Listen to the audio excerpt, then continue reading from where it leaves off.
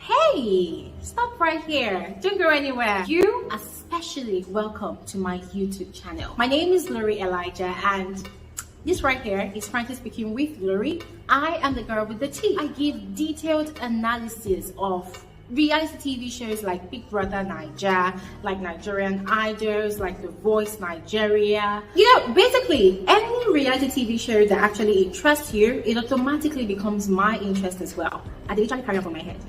I give detailed analysis, I give detailed reviews. I run commentaries also because I want us to have fun. I want us to catch cruise. I want us to, vibe to stuff like that. And reality TV shows are not the only kind of content that I put out on my channel. I also do movie reviews. So you see this Bbnaija of a girl, she's a very, very boring sport. Guys, for real. I am super, super boring. However, whenever I feel like passing my time, just having my own fun, chilling, being in a zen mode, I catch up on movies, which I find very, very interesting or exciting. But also, guys, I love reviewing those annoying ones because, hey, we have to call them out. You cannot come and waste my data. You cannot come and waste my precious time watching some really annoying movies. And I also talk about trending social topics because, of course, this life has to be balanced, okay? It's not all about entertainment and fun all the time. We also need to talk about those serious issues that concerns me, also concerns you as well. You're about to have a blast on this channel. I also share my life experiences from time to time. Yes, that is when people ask me to talk about it. But if people don't ask me to talk about it, sometimes I do not feel the need to talk about it. I like keeping my private things private.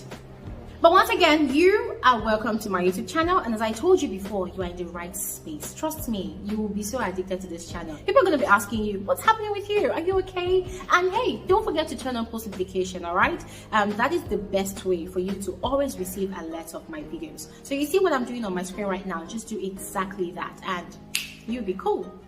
See ya.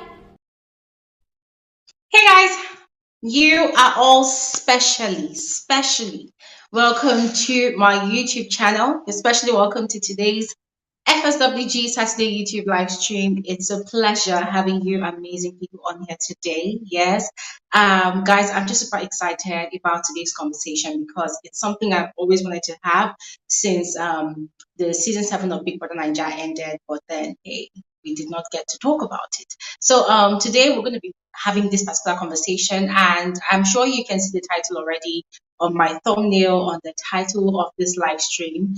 Yes, so basically think about it as us dissecting and analyzing the season structure, right?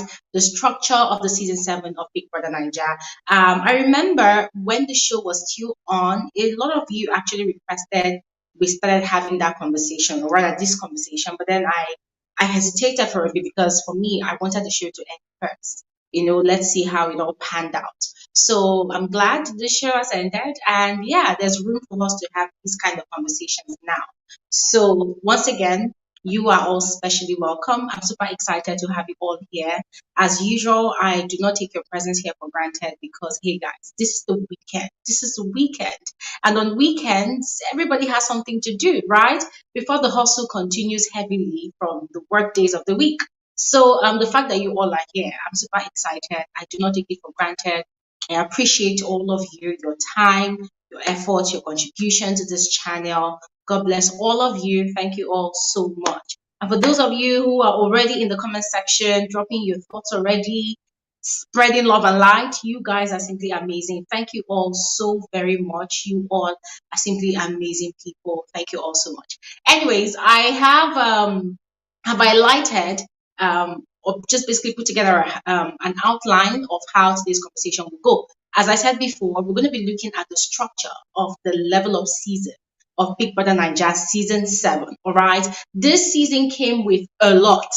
Yes, this season came with a lot. As a matter of fact, in my frank opinion, I feel like this is the first, and I think the first season of Big Brother Naija in 7 seasons so far that has come with a truckload of stuff. Let me just put it as stuff, right? I don't want to let the cat out of the bag immediately. Yes, and it came with quite a very, very solid structure that almost buckled under the weight and the pressure of excess twists and turns. I hope I put that well. So, put differently, what I'm trying to say is this season that just ended, this level of season of Big Brother Nigeria, it came in a very, very interesting experimental format, giving it a very, very strong and solid structure. However, the structure almost buckled under by the weight and the pressure of the many twists and turns that the organizers of the show decided to bombard the season with. Yes, and so for a show that started off, that kicked off in a very, very mind-blowing way, it almost went south. All right. And that's why if you check the title of this live stream, I asked the question, is it a hit or a miss? By virtue of the standard of the structure of the season of the show, what is your frank opinion? Do you think, that all things being equal, putting together everything from start to finish, from the side of the organizers now, and you, from your perspective as a viewer, do you honestly think that the show was a hit or a miss? Whichever one your thoughts are, just go ahead and share with us in the comment section below. I don't know. I think my network has started misbehaving again. Let us see and be sure that we are not going to be having any network issues today. Okay, so I think my network is good. Is it just me? Oh my god. Let's get this working right. Okay. Okay, I think this is better now. I don't know. Why is it that these days, whenever I try to do my live stream, that is when the shakers and movers and controllers of Nigeria's network, they just decide to come and scatter my whole thing. You guys should not rain on my parade, I beg. You people should leave my network alone. Anyways, guys, as I mentioned, I have gone ahead to put out an outline. Now, in this outline, what I have here is I have the theme of the season. We know that the theme of this season, guys, it's been very, very significant during and after the show.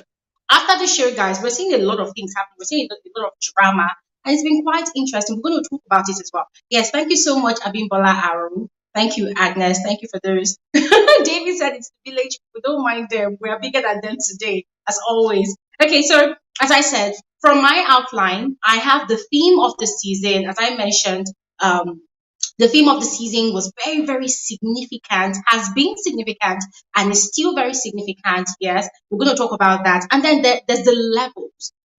Two levels, there's two channels, the housemates, the return of the ninjas. We're going to talk about all of these things I'm mentioning. There's the head of house challenge style.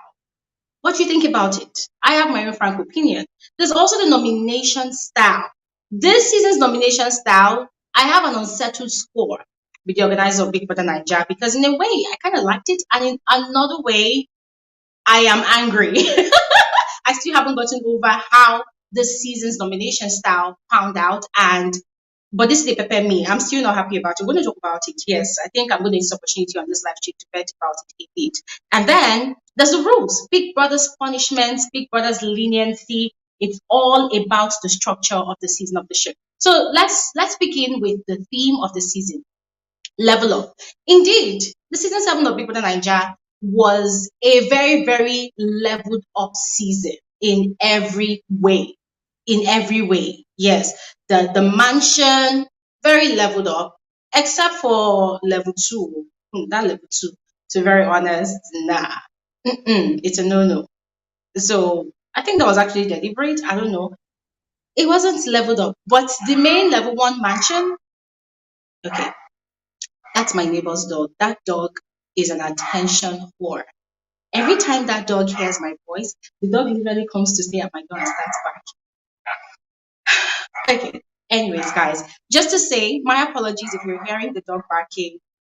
Forgive the noise, all right? Let's just continue.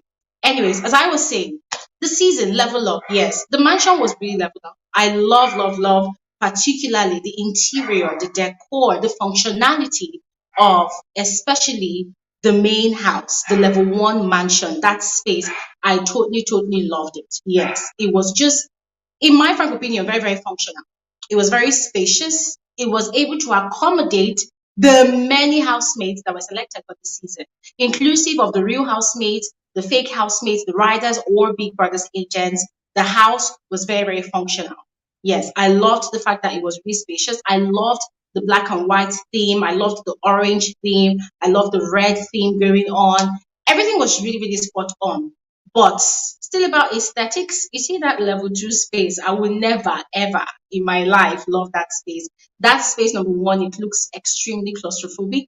And number two, oh my God, too much color. I don't like too much color. So that was just too much color for me. Yes. So in terms of the mansion, the space being leveled up for me, yes, it was really leveled up. I really loved it. In my frank opinion, the organizers, they really put their best foot forward in ensuring that the housemates had a conducive environment, a conducive space wise, yes, to play their game and to do whatever they wanted to do, live their reality for that 72 days.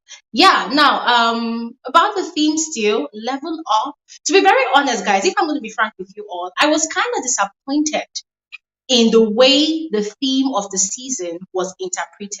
In my frank opinion, I do not think that the theme or the season in its entirety actually lived up to the theme of the season.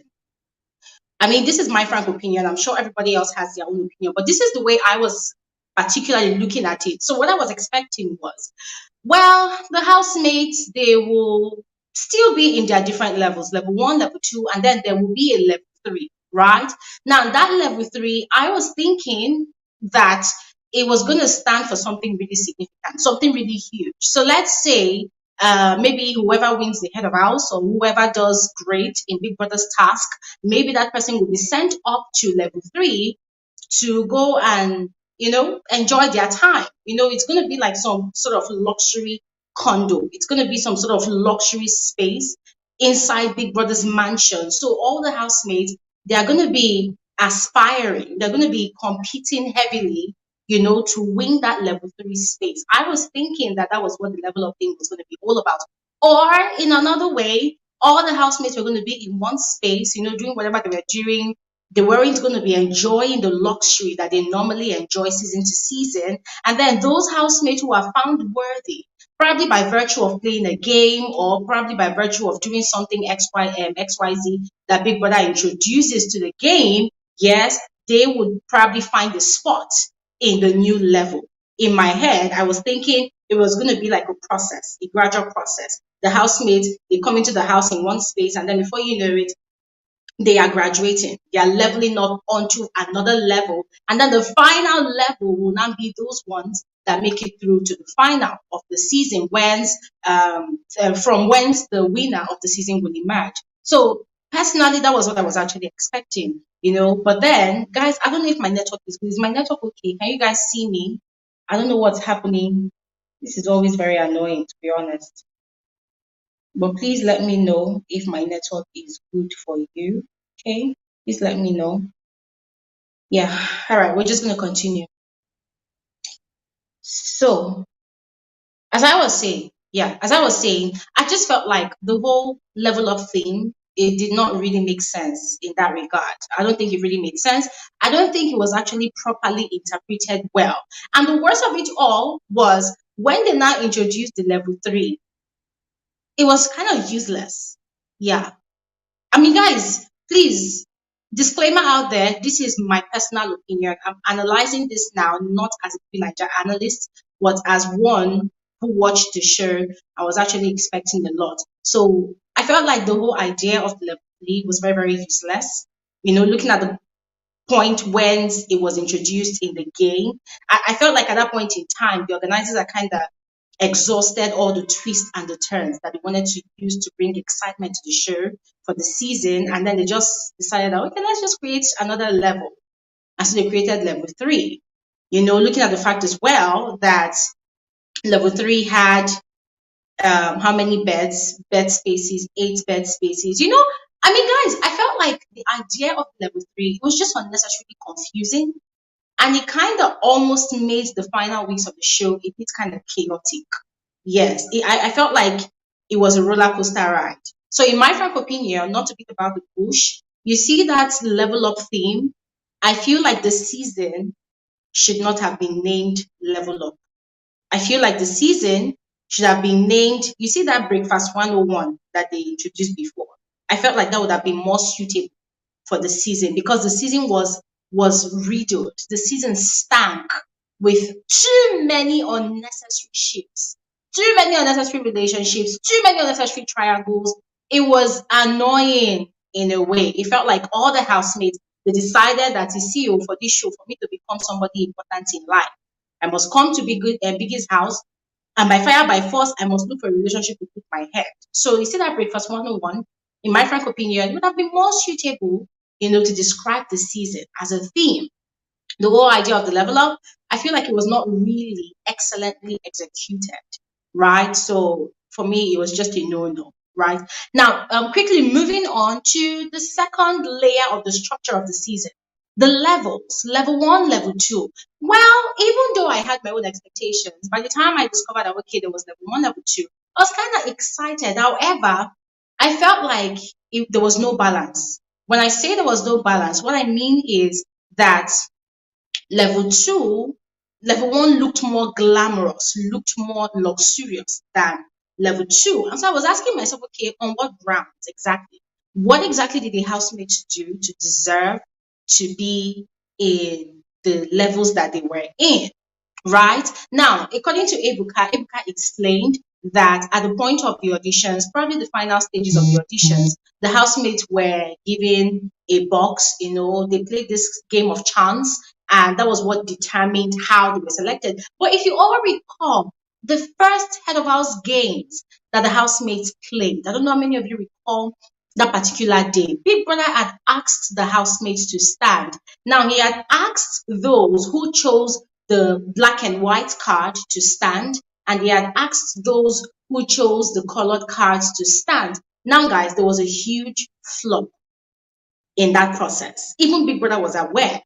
Now, the idea of Big Brother asking the housemates to stand, it seemed as though Big Brother was going to carry out a switch, that those who deserve to be in the colored house, that's level two, are to go back to their space. Those who deserved to be, or rather, who maybe by virtue of the game of chance that they played during the auditions, those who were supposed to be in the black and white space, oh, they are supposed to go back to their space, guys. I don't know how many of you noticed that a lot of the housemates did not stand, and that was because most of them did not pick any card.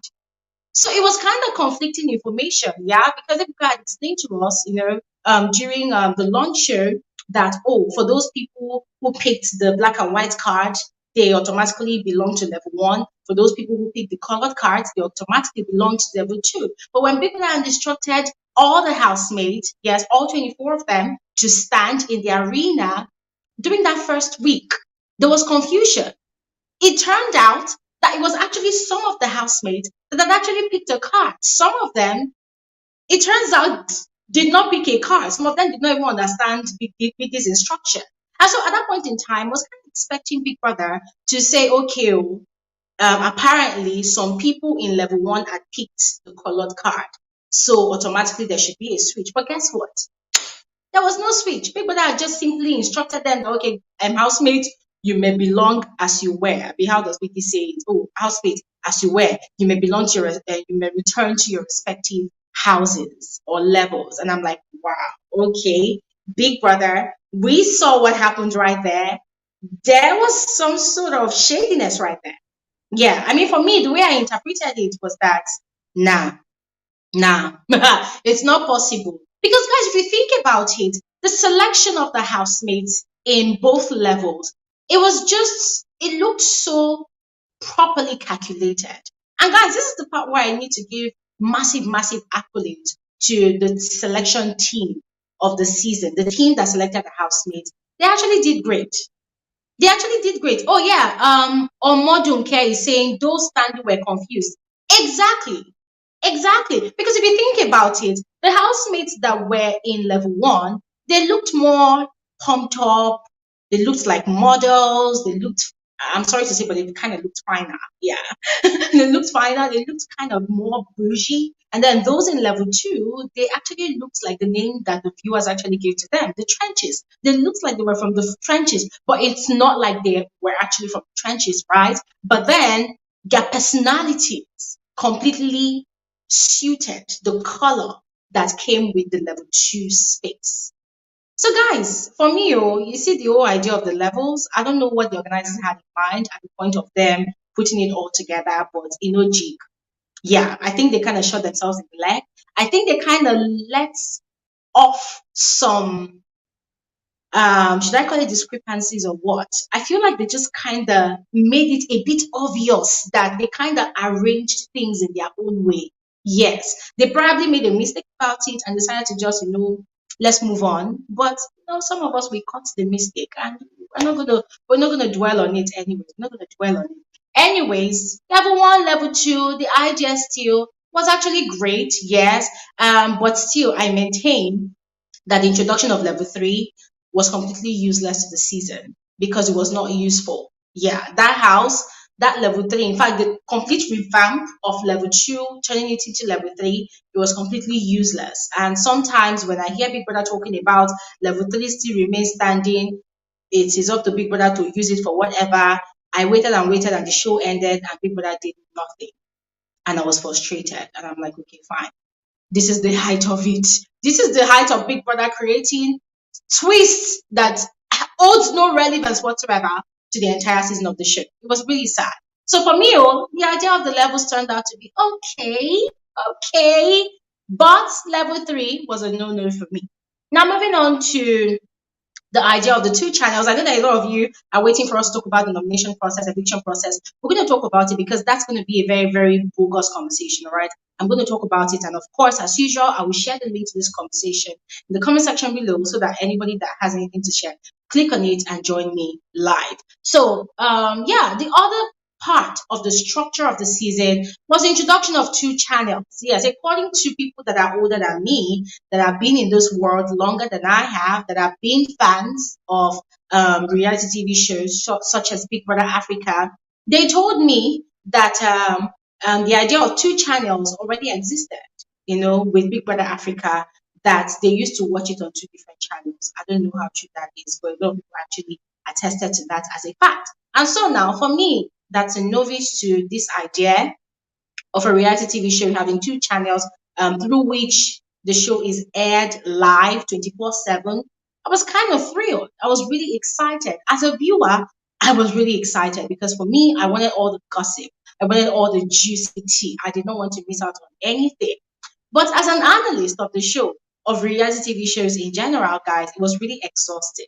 It was exhausting, it was draining, and it was, I don't know, I think it was kind of exciting at the same time, because you get to pick content from here and there, you get to catch up here and there, you hear conversations here and there. It was kind of exciting. But as a viewer, it turned out that a lot of the viewers, it was kind of easy for them to easily pick a fave housemate or a fave level. And in a way as well, it kind of also influenced the sentiments of the viewers. What do I mean? It turned out that, yeah, I'm, I mean, Bola said even the fake housemates of the riders was useless too. Can't be compared to Shine Your Eye Wild Card. I swear, I completely, I kind of agree with Risha. Yeah, but we're going to get to that. So, as I was saying, in the idea of the two channels, yes, as a viewer, it was kind of exciting. Yes. And as a content creator, it was very exhausting, but also exciting. Yes, because there was room for multiple content to create. Now, as a viewer, how did it influence the sentiments of the viewers towards how the show would pan out? A lot of people started liking a particular level because of the aesthetics of the level. Now, when I say aesthetics, for the likes of level one housemates, people liked them because they looked fine. And that's also influenced because they were in a finer environment. Yeah, they were in a finer environment. So people kind of liked them. Those people that like aesthetics, fine, fine things, fine, fine things, So people kind of liked them. Now, other people liked the level two. And guess the kind of people that actually liked level two? People who felt like the level two housemates were heavily marginalized. People who felt like the level two housemates were from the downtrodden part of life. the trenches. So it was very obvious how divided the viewing audience was. So it now became a war between those who, in quotes, were ghetto and those who, in quotes, were of the high class. It was like, is it, how do they put it in government? Is it the bourgeois and the proletariat, guys? I hope I'm actually correct. It's been a long time. Yes, but it was like that. It was like that. The viewing audience was kind of divided. Yes, there were those people who felt like, yeah, level one housemates, they are too bougie, blah, blah, blah. And then there were also other people that felt like, oh, level one housemates, they are all about romance, they're all about relationship, they're all about love, they are not entertaining us enough. While other people felt like, oh, level two housemates, they are more streets in quotes, they are more out there, they are more outgoing, they're more dramatic, they're more creative, which is true to some extent. Yes. So it kind of influenced the viewer's sentiment, which was something personally I was kind of avoiding. Because if you guys saw my videos, the videos I did before the season of the show started, I mentioned that I was looking forward to a season where it will not be easy for the viewers to determine who their winner should be. So yeah, that did not really happen this season. It was not really easy to determine the winner, if I'm going to be frank about it. It was not really easy to determine the winner, but it was kind of easy towards the end of the show. But from the beginning of the show, it was very, very difficult because the housemates had very, very, very, very strong personalities. They were more rugged, they were more hungry for fame, they were more hungry to win things in the house. So it was like a tug of war in Big Brother's house. So yeah, that was about the two channels. I felt like as a viewer, it was kind of exciting, but in a way, it was also very, very exhausting. Yeah, and then when they took away the two channels, I was now wondering, like, okay, so what was the point of introducing the two channels in the first place? Why not just leave it for us? In a way, I was kind of enjoying it, but then what's up? What's up? Oh, yeah, and there was something happening, right? When they have those break in transmission, and then we'll now have to watch level one housemate for 2 hours. And then when the break in transmission is back, we'll now have to watch level one, level two housemates for like 1 hour. So it felt like they were feeding us more of level one housemates than level two housemates because it felt like the organizers kind of knew that the audience were kind of gravitating more towards the level two housemates. And it did not really help matters as well that the nomination process was kind of not really fair on the level two housemate. So it brought more sympathy votes for the level two housemate than people liking the level one housemates more. And God really saved the level one housemate or whatever they believe in, really saved them because if the level one housemates had been up for eviction back to back at that same period of time, that's the first 4 weeks of the show, trust me, a lot of them would have been evicted. Yes, we probably would not have been seeing Sheiks and Bella's nonsense. Anyways, moving on to the other structure, the other part that made up the structure of this season, the housemates. Yeah, the housemates. We're probably going to talk about housemates selection much later, but the housemates. Now, in total this season, we had 24 real housemates, we had two fake housemates, and we had two riders, also known as Big Brother's agents. Guys, I'm going to be very, very frank with all of you. You see those two fake housemates. Okay, maybe not the two of them because Deji actually tried. But adding Modella as a fake housemate to this season was one of the biggest mistakes ever in the history of Big Brother Nigeria. The organizers probably have made several mistakes, fine, all well and good. But you see, adding Modella as a fake housemate, it was a very, very wrong decision. That if I had the power to go and erase that decision again, I would do it again. I'm sorry to say, but the idea of having fake housemates and then riders, I'm sorry to say, but it was just completely useless. It was not, I don't know, but for me, how does that even make sense? It did not really make sense at all. It did not. It would have made sense if Big Brother was actually very intentional about that decision, about that idea. It would have been very, very, it would have made sense. It would have made sense if Big Brother was actually giving these two sets of housemates who were added as twists to the show. It would have made sense if they were being given tasks to execute, to create entertainment, to create drama in the house, to just poke the housemates here and there, do something. But then Modella was in there. Like to tomorrow, I find it unbelievable the excuses, the number of flimsy, stupid, annoying, rubbish excuses that Modella gave during our interviews. Oh, I went there to go and sell myself. Of course, everybody goes on to reality TV show to sell themselves. But if you are sent into the house as a fake housemate or for a certain role, well, aside the organizers taking their own blame or having their own blame rather of not giving you specific task, at least they called you fake housemate. Modela cannot say that in her life she has never heard of that rule fake before. Instead, she went into the house to go and look for sheep. Instead, she went into the house to go and look for relationship, for whatever, to go and look for even drama, became extremely noisy. I'm sorry, but I've never, honestly, this season of Big Brother Niger, if there was one housemate I just did not want to listen to was Stella.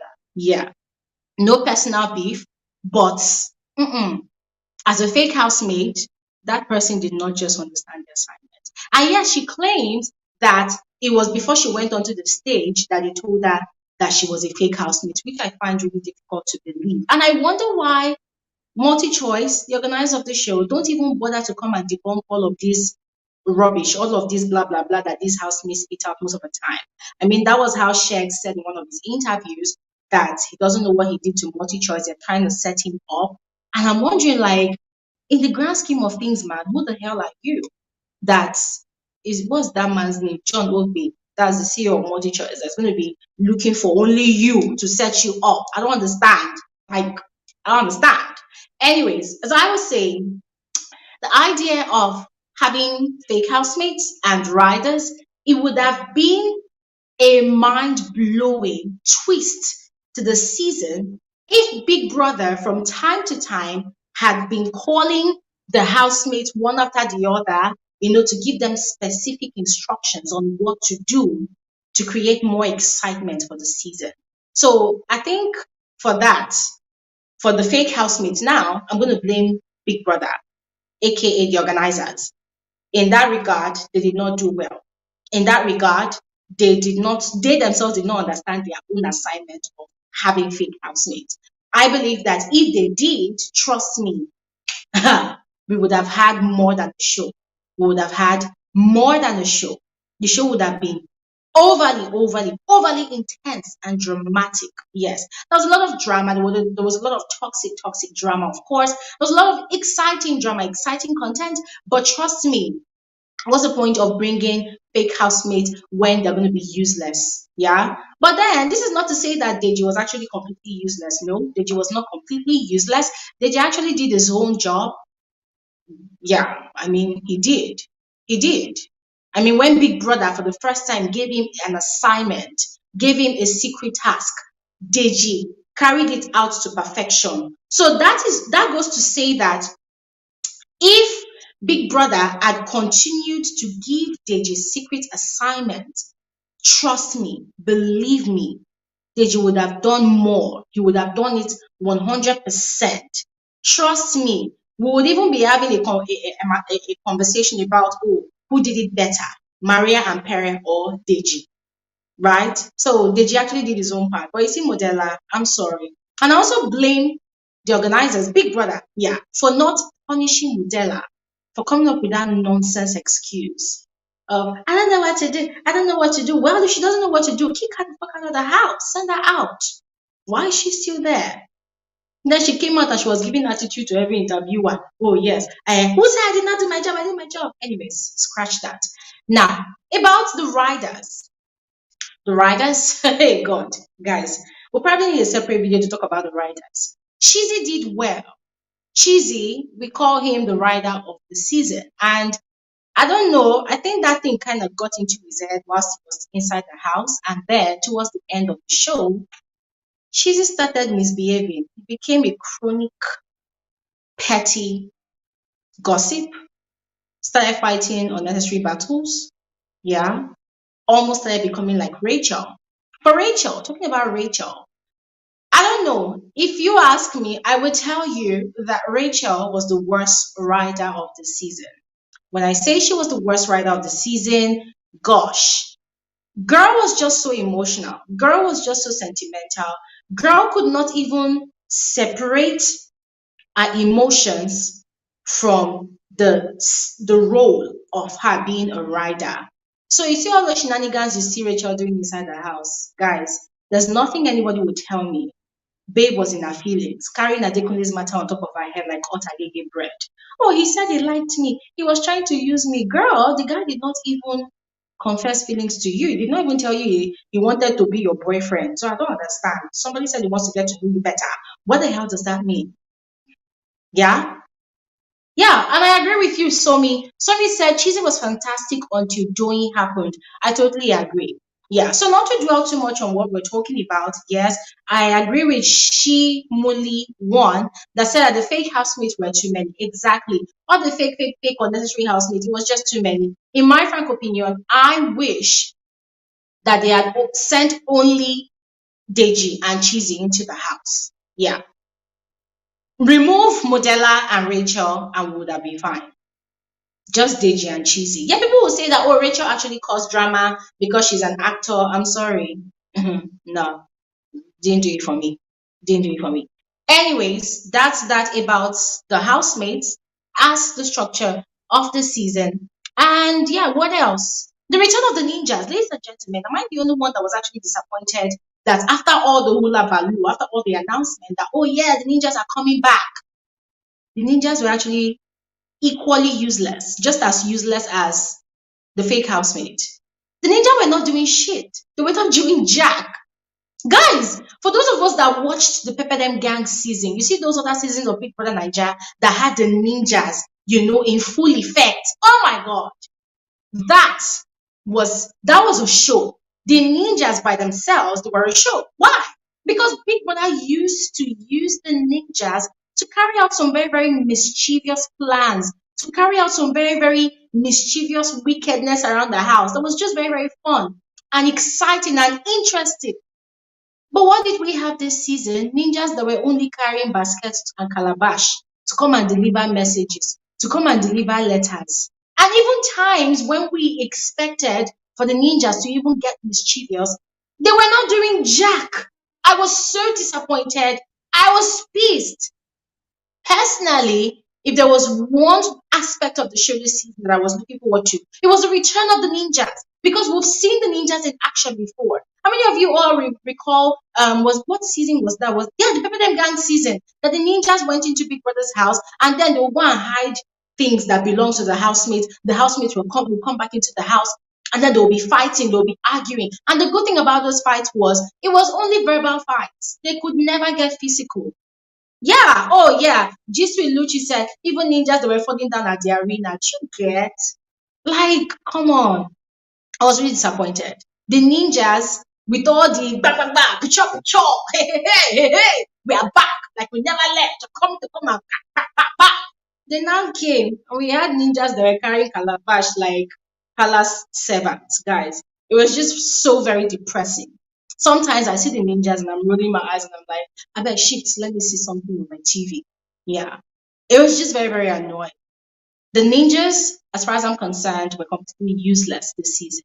And they should not come back for another season. If at all they're going to come back, then they better be put to good use. If at all they're going to come back, then they better be giving us a show as well. If they're going to come back, then they better be confrontational. They better be giving us exciting things to look forward to, exciting things to talk about. Not ninjas that will come and wear black and be standing as costumes or decorative furnitures around Biggie's house. No, we don't want that. It's either the ninjas go away forever or they come back better than ever. All right. Anyways, David says Nollywood ninjas. Audrey said everything was just extra for no reason. Exactly. There was just too many extras and they were not really adding up. They were not really making sense. They were not giving. They were not giving what they were supposed to give. The ninjas were not giving the drama they were supposed to give. They were not giving the excitement they were supposed to give. And so that was just a spoiler for the season, in my frank opinion. Yeah. Oh, by the ways, let me give Biggie a hint. For the sake of next time that the ninjas wants to be introduced into Biggie's house, whenever the housemates are having food fights, food quarrel, you see the way Cheesy was using his life and his destiny to guard the fridge from Sheikh Zambella, level one housemates, from touching their chicken and their fish in that freezer immediately after the merger happened. That's week 5 when the merger happened. Believe me, you see all those moments that people that will tell their husband to go and stay in the garden. If I was big brother, you see that time, that's the time I would send those ninjas to go and pack all those turkey, all those chicken, all those fish, all those beef, pack them, especially the beef that Bella likes. Go and pack it and go and hide it, or give it to the multi-choice staff. They should carry it home and go and cook and do suya kebab for their families. Take away the food and let Chizzy come back into the house and be going crazy. Dramas like that. I've been very, very excited. But the ninjas were not doing jack. It was just so annoying. It was just so annoying. Yeah. One delay said, double wahala ninjas sabi work 100% exactly. It's those people that will be causing drama up and down. You think it's your village people that are causing drama, but you will not know. Because in your mind, you think, nah, the ninjas do not have the audacity. Guess what? They do have the audacity if Big Brother gives them the audacity. So I was really disappointed, and I'll say it again. The ninjas' return was really useless. And then moving on, yeah, the one we've all been waiting for. The head of house challenge, the style of the head of house challenge. For this one, I must really give massive, massive accolades to the organizers of the show. Yes, this season, the head of house challenge was spot on. I loved the fact that it was not static. It was not the same old, like take for instance, during the lockdown season, and the was it lockdown season, and yeah, shine your eyes season, we saw the housemates kind of doing repetitive things, right? I don't know if my network is actually working at this point. um Guys, can you see me? Okay, nice. Let me just have a quick water break and then we'll continue.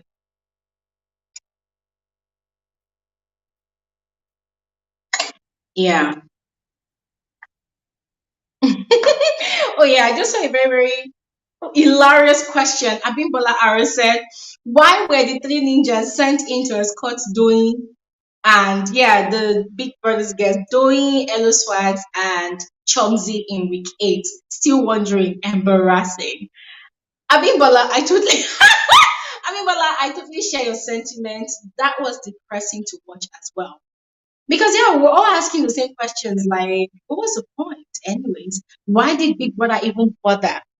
You know, why did Big Brother bother to send ninjas to come and escort those people? Don't they have legs? Or they probably should have used the what's it called, head of house chair to come and carry them out of the house. It just did not make sense at all, to be very honest. Yeah, so that was very, very funny. That was very hilarious.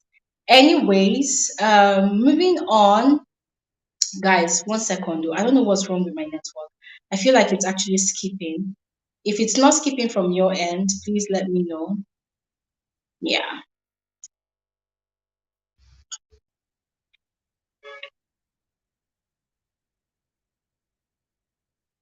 Okay, I think it's better now. It's breaking, right? It's breaking. Honestly, I don't even understand what's happening. Guys, give me 1 second to fix this issue. All right? 1 second.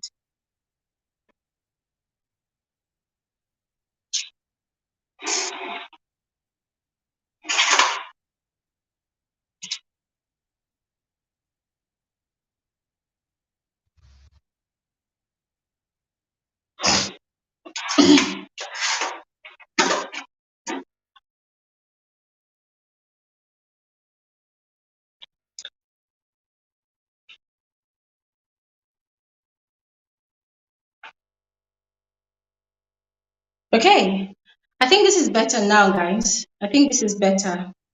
All right, nice. So we're talking about the head of house challenge, right? So I think it was the lockdown season and the shine your eyes season that we had a lot of repetitive head of house challenges, right? I think especially the shine your eyes season when the housemates played that dice game, the one where they will roll the die. Guys, that was so annoying. And then also the lockdown season, it was just very exhausting. I was wondering, like, okay, I don't get it. There could be something better. There could be something better, right? And so I guess the organizers of the show, they got the feedback from the viewers and they did better. And it was more beautiful because they even went as far as bringing gender-friendly head-of-house challenges, head-of-house games, right? I loved the fact that I think it was after the merger had been done. I can't really remember at this point, but I think it was after the merger that the head of house games moving forward became a thing of all the male genders playing as one and all the female genders playing as one. And it was very interesting to watch. It made a lot of sense. I really liked it. And I felt personally that it created a level playing field for all the remaining housemates, to play fairly and to try their luck. Yes, because you all agree with me that for the first 4 weeks of the show, the, part of the reasons why level two continued to fail to win the head of house title was because the level one housemates were more physically capable. Let's call it spade a spade. Yes, level two housemates, they were more creative, they were more kind of intelligent when it comes to creative task. But when it came to physical work, physical task, physical competitions, they could not survive. Yes. So level one housemates, they had the men, like the men with the energy, with the physical strength. So they were able to do it. Yes. And that was why when there are guys who had the physical strength, started getting evicted, you notice that, okay, things kind of becoming a bit balanced in a way. So I love, love, love the fact that the head of house games for this season was very, very different. I loved it. And yeah, moving on to the nomination style. This is the part where I want to drag Big Brother. You see the nomination style, guys. First off, when the season started, I was really excited about it because it was different. It was something new. I wanted to see something different, but I did not expect the something different to pan out for 4 crazy weeks. Yeah, to plan for 4 crazy weeks. Because, hey, come on, Big Brother.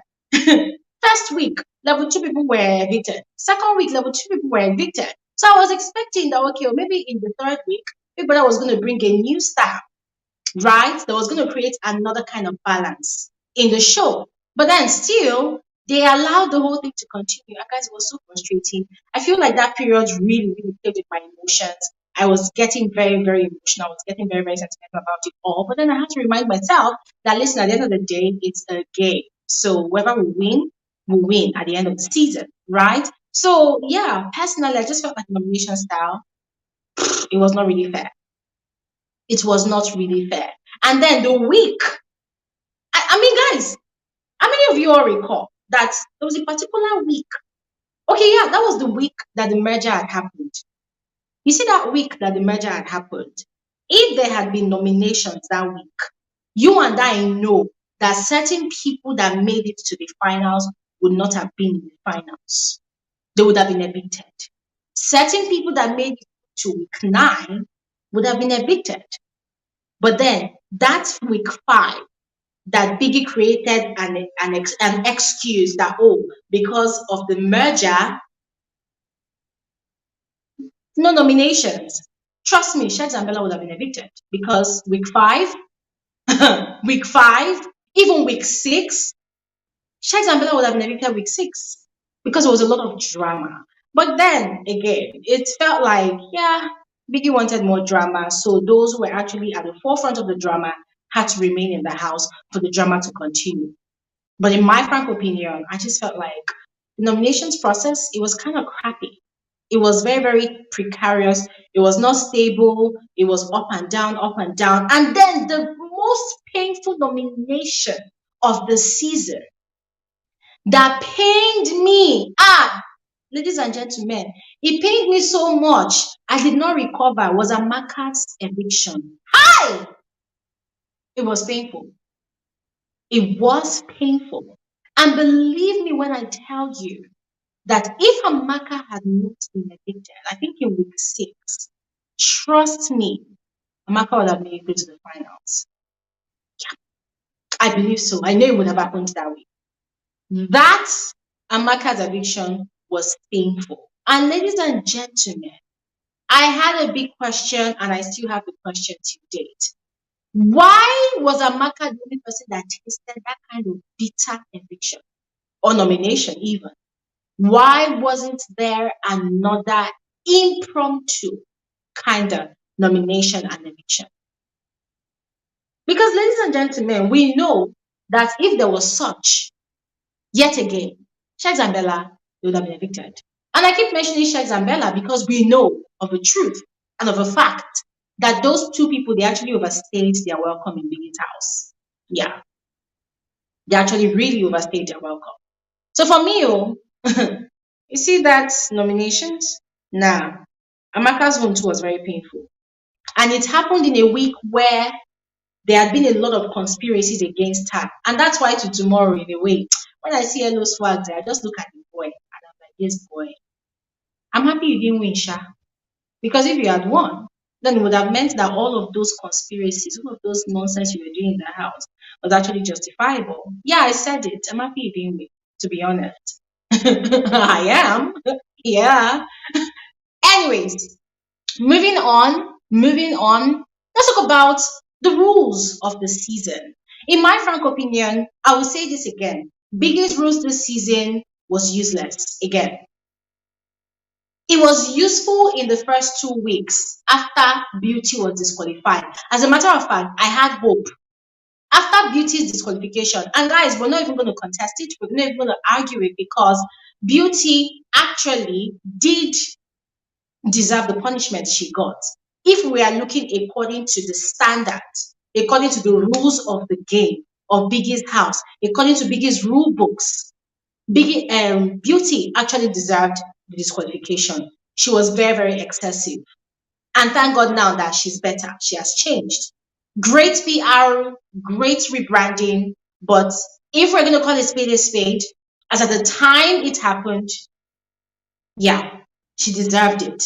And so I was now hopeful that moving forward, probably Big Brother was going to extend that hand of strictness to the rest of the housemates. Continuing with Chichi, guys, today Chichi is one of those housemates that I hold in high regard. I respect Chichi so much. I love that lady so much. And I've said it before, I'll say it again, that Chichi is the most leveled up housemate. When I say leveled up, most leveled up, I can't tell outside the house because I don't live with her in her house. But we're talking about someone that we saw grow in mindset, someone that we saw grow in emotional maturity, in emotional intelligence as well. Chichi was that housemate. I'm not talking about level up in wearing fine clothes, doing photo shoots, posting on Instagram page now. I'm not talking about level up in fans giving you flower money. I mean, you did bouquet money. I'm not talking about level up in the sense of fans giving you whatever iPhone 14 Pro Max. I'm not talking about that kind of level up. I mean, though, as far as I'm concerned, those are all leveled up in material things, and there's absolutely nothing wrong in it. I mean, hey, if they like you, they give it to you. But when you talk about someone, you know what they say, when you go to university, just as you are going through the school, let the school also go through you. Chichi was that one housemate. She was the only housemate, in my frank opinion, that we watched from the beginning to the end. It was like we saw a pig rolling in the mud. Yeah, this pig rolled in the mud, went mad, went crazy. And then this pig went through fire. You know how the goldsmith is refining gold, cleaning up the gold, and then the gold becomes something so precious. You know how you create a diamond. You call that kind of person the diamond of the season. Chichi went through her madness. She went through her mess, all those phases of madness. She went through all of it. And then when she came out, she became perfectly refined. I'm talking about until the show ended, okay? Okay, because hey, as far as I'm concerned, I don't know the lies of this housemate outside the house. So, biggest rules. I was expecting that Chichi would have received the strike. If Chichi had received the strike, especially with regards to that fight she had with Diana, I would have said that the Big Brother of the season was fair. The Big Brother of the season even respected his own rules and regulations of the show, of the game. But immediately Beauty was disqualified. That was the end of it. It was as if Big Brother threw caution to the wind, and hey, everybody was doing whatever they wanted to do. We were acting crazy. Housemates were just doing whatever. they wanted to do. The likes of Shags and Bella disrespecting brands, disrespecting Big Brother, disrespecting the rules, and Big Brother was not doing anything. Even Fina disrespecting Big Brother. If you all recall that unique soap task when she was giving Big Brother attitude, that Big Brother said your case will be revisited. Guys, the show has ended. This is how many weeks now? 3 or 4 weeks. We are still waiting for revisiting, and it's never going to happen. Yeah, Shegs and Bella disrespecting the task, and Big Brother will tell them to turn and apologize to their fellow housemates, and they will sarcastically tender their apology. Guys, it was as if I was watching a joke on television.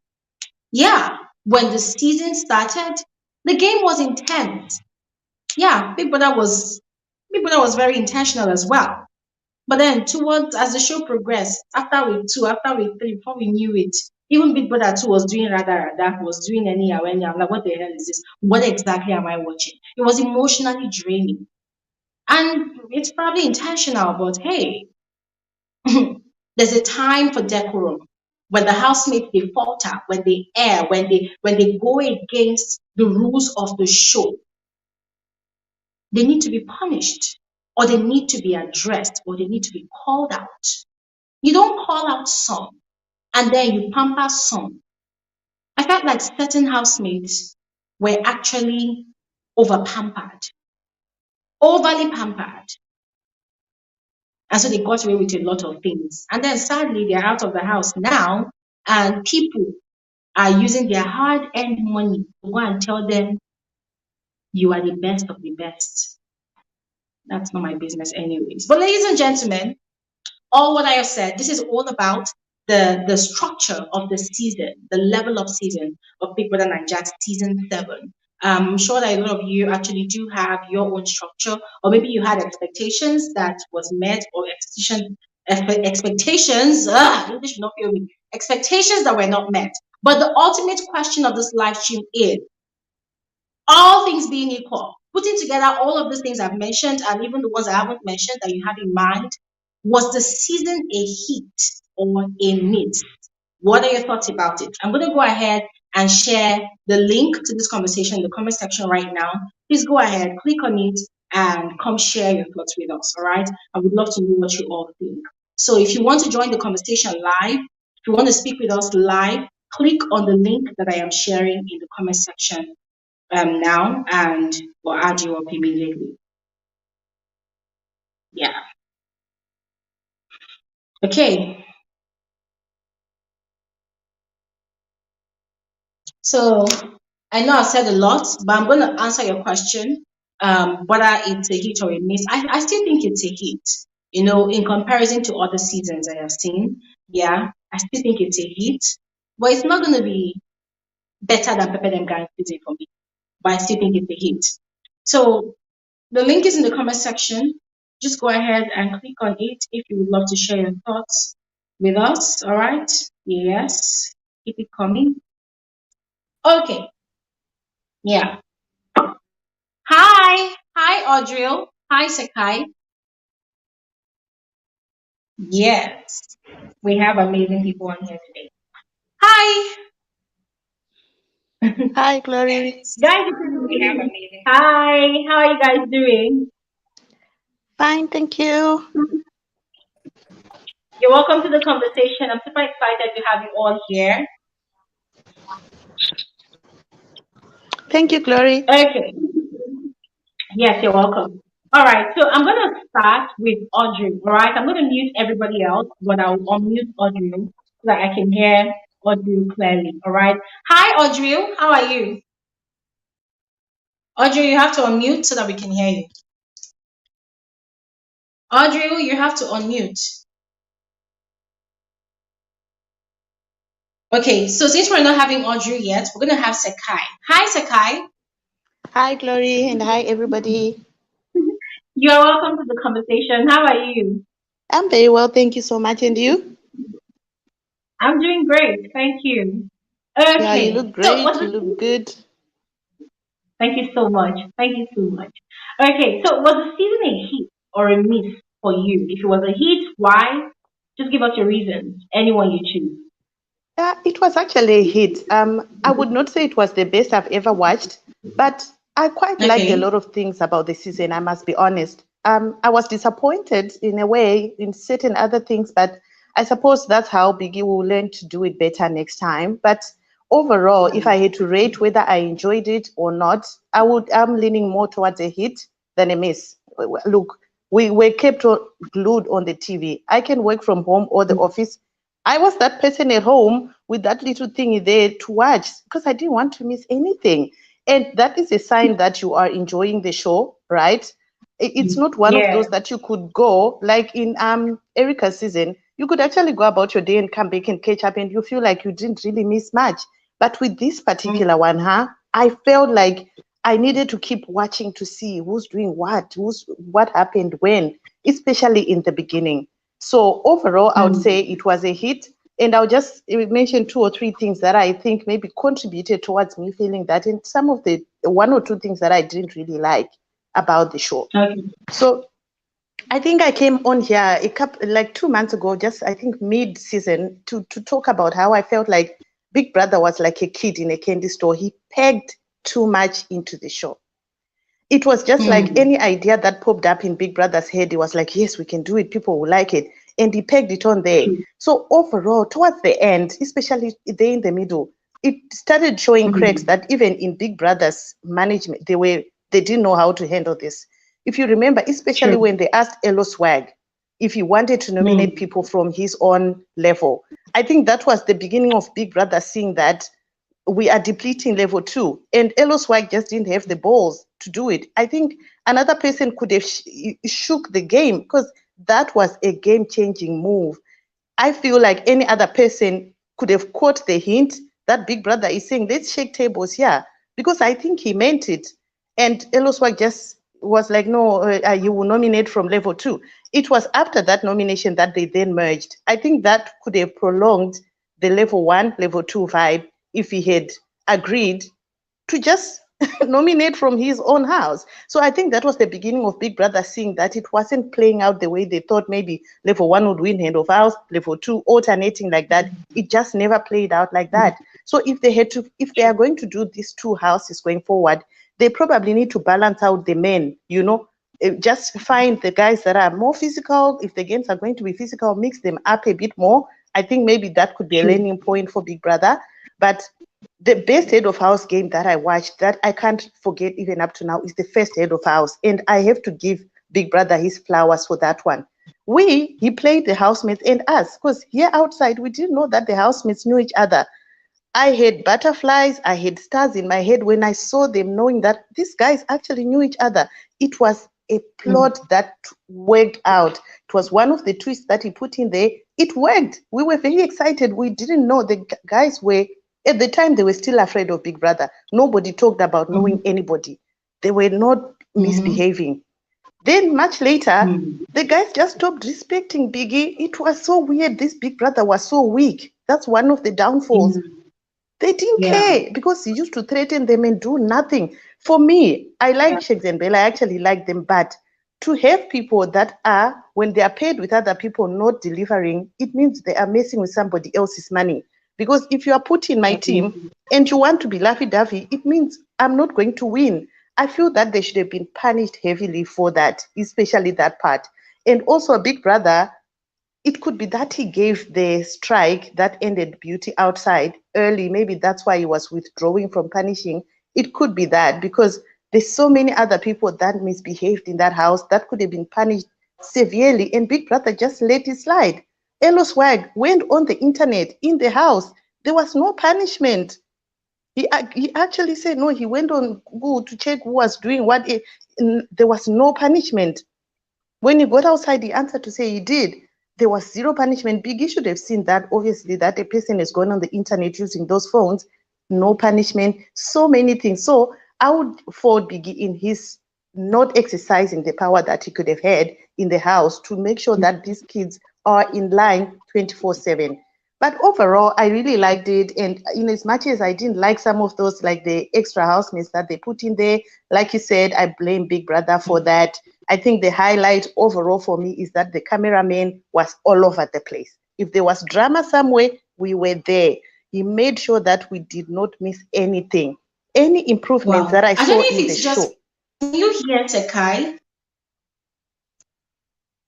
don't know if it's just me. I don't know if it's my connection. But guys, can you hear Tekai? I can see you're frozen. Hello, Tekai. I can hear you. I think you got frozen for a while. Can you hear me now? Can you guys hear me? Yes, I can hear you, Sakai, but Glory is I, frozen. Yeah, yeah, I think Glory. Glory is frozen. Yeah, sometimes the internet just doesn't do it right. Glory, it was on your side. You got frozen for a moment. Are you back? Okay. Yes, I'm back. I'm back. Sorry about Okay, that. Oh my God. it's fine. I will just wrap Yeah. up and say the highlight for me, Glory, was the cameraman. The camera people were there. Where there was drama, they made sure that we saw it. In other seasons, they did follow the guys to the bathrooms to see this and that, but I think it was amplified this year. We missed nothing. So when I add everything that I liked about the show in some of the things that I didn't like, I would say it's more a hit than a miss for me. And I'm hoping that maybe they can just trim some of the extras in the next season and utilize maybe some of the very good points and amplify those to make the show better next time. But overall, yes, it is a hit. Thank you so much.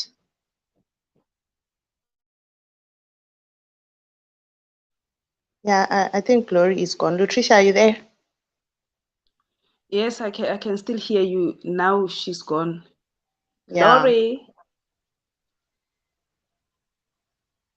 Yo. yeah. I think it's the first time my internet has been worked. I think maybe it's the rains there in Nigeria. Yo. How are you, Lutricia? I'm good yourself, girl. I'm all right, Sissy. Oh yeah, no, she's really having a problem. Mm. Audrey, can you hear us? I see your mic is off. Audrey is also quiet, Sakai.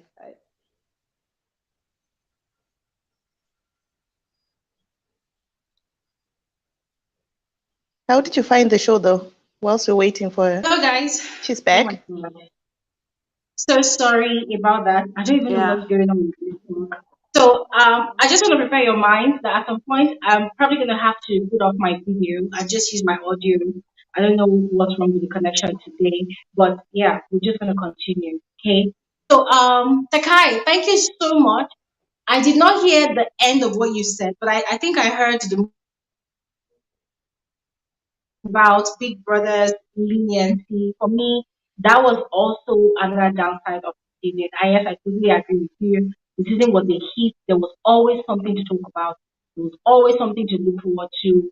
And I personally think that this season as well, and just as you pointed out at some point, the housemates were kind of very raw this season. I think they were at their most authentic self. And it's been a while we've seen something like that in Big Brother. So really, thank you so much, Takai. Are you there? I'm here. Thank you so much, Glory. Thank you very much. Uh, all right, thank you so much. All right, Alrighty, we're bye gonna bye, quickly guys. move. Bye. Okay, we're gonna quickly move on to Audriel. I don't know if Audriel is here. Hi, Audriel. I don't know what's happening. Audriel. Okay, we're gonna move on to Latricia. Hi, Latricia. Latricia, are you there? Yes, I'm here. Hi, welcome, Latricia. How are you? I'm good yourself. I'm Can you hear okay. me? I'm okay. Thank you so much for joining today. Okay, Latricia, I would like to know the things that you really liked this season for the season. What were your highlights overall, and what were those things you were taught the entire season? From the housemaid, Big Brother, organizers, all of it. Yo. I don't really have much that I liked about the season except for I liked the idea. Get it correct. The idea of the fake housemates, the two fake housemates and the two riders. Although I did not like the fact that Big Brother did not show give them tasks. Let me say that we had expectations. The moment they say they are fake housemates, they are riders, we wanted to know what is it that they are coming there to do and all that, but we never really got to hear him giving tasks, except for the 2 tasks that he gave to Modela and Deji. So the idea for me, if it was carried out correctly or as expected, I think it was going to give us a more drama in the show. But unfortunately, it was not carried out, and I can say I blame the housemates, the fake ones, and the riders holistically. But then I think I also blame Big Brother, because for the riders, I don't know what is it that I don't remember him giving them the task, but I liked what Deji was doing, the drama that he was giving, even with the food, everything. I just liked it because and I think he ended up giving himself a task, something that, because he knows that even if he's nominated, he will not go anywhere. So he was just pushing his own thing, which is a good thing, because they are justified as fake and as riders when they go out, unlike Modela, who could not even when given a task, she couldn't give it to us as expected or as given by Big Brother. And I don't understand her justification, because even if she did a bad thing, made people to broke up and everything, the relationships as she was told to, she was going to be justified when she comes out to say, that was not me. I had to do it because it was a mission. It was the purpose that I was brought in for. So there was no one who was going to drag her or whatever. So it seems as if Modela and Rachel, they were actually there, but then they were hoping that they will be changed into becoming normal housemates, which Rachel also did outline to Big Brother, thinking that if she can be a real housemate, she can end up winning or whatever. Can you hear me, Glory? Yes, I can hear you. Please carry on. Yes. And then also, what I did not like about Big Brother, his inconsistencies, I did not appreciate it. Let me start with the eviction of Beauty. It was supposed to happen, but then also check, before we go to the one of Amaka, check the way when he was talking to Beauty. Okay, it's how we expect him to talk to her, but then when he actually told her that you have been evicted, it was frustrating for Beauty, because then she was standing, she doesn't know if she must go and pack or she must go to the door, because he said you are evicted and kept quiet, which is exactly what he did with Amaka, the most painful one. That one, I want to agree with you, it was the most painful one. If there is forgiveness, I don't think there is forgiveness for Big Brother for doing that. Firstly, yes, they told the housemates that nominate some people who will be evicted tonight. Yes, they told them. But then remember, the psychological whatever, there is always hope, because sometimes they nominate people and then the next thing there is no eviction.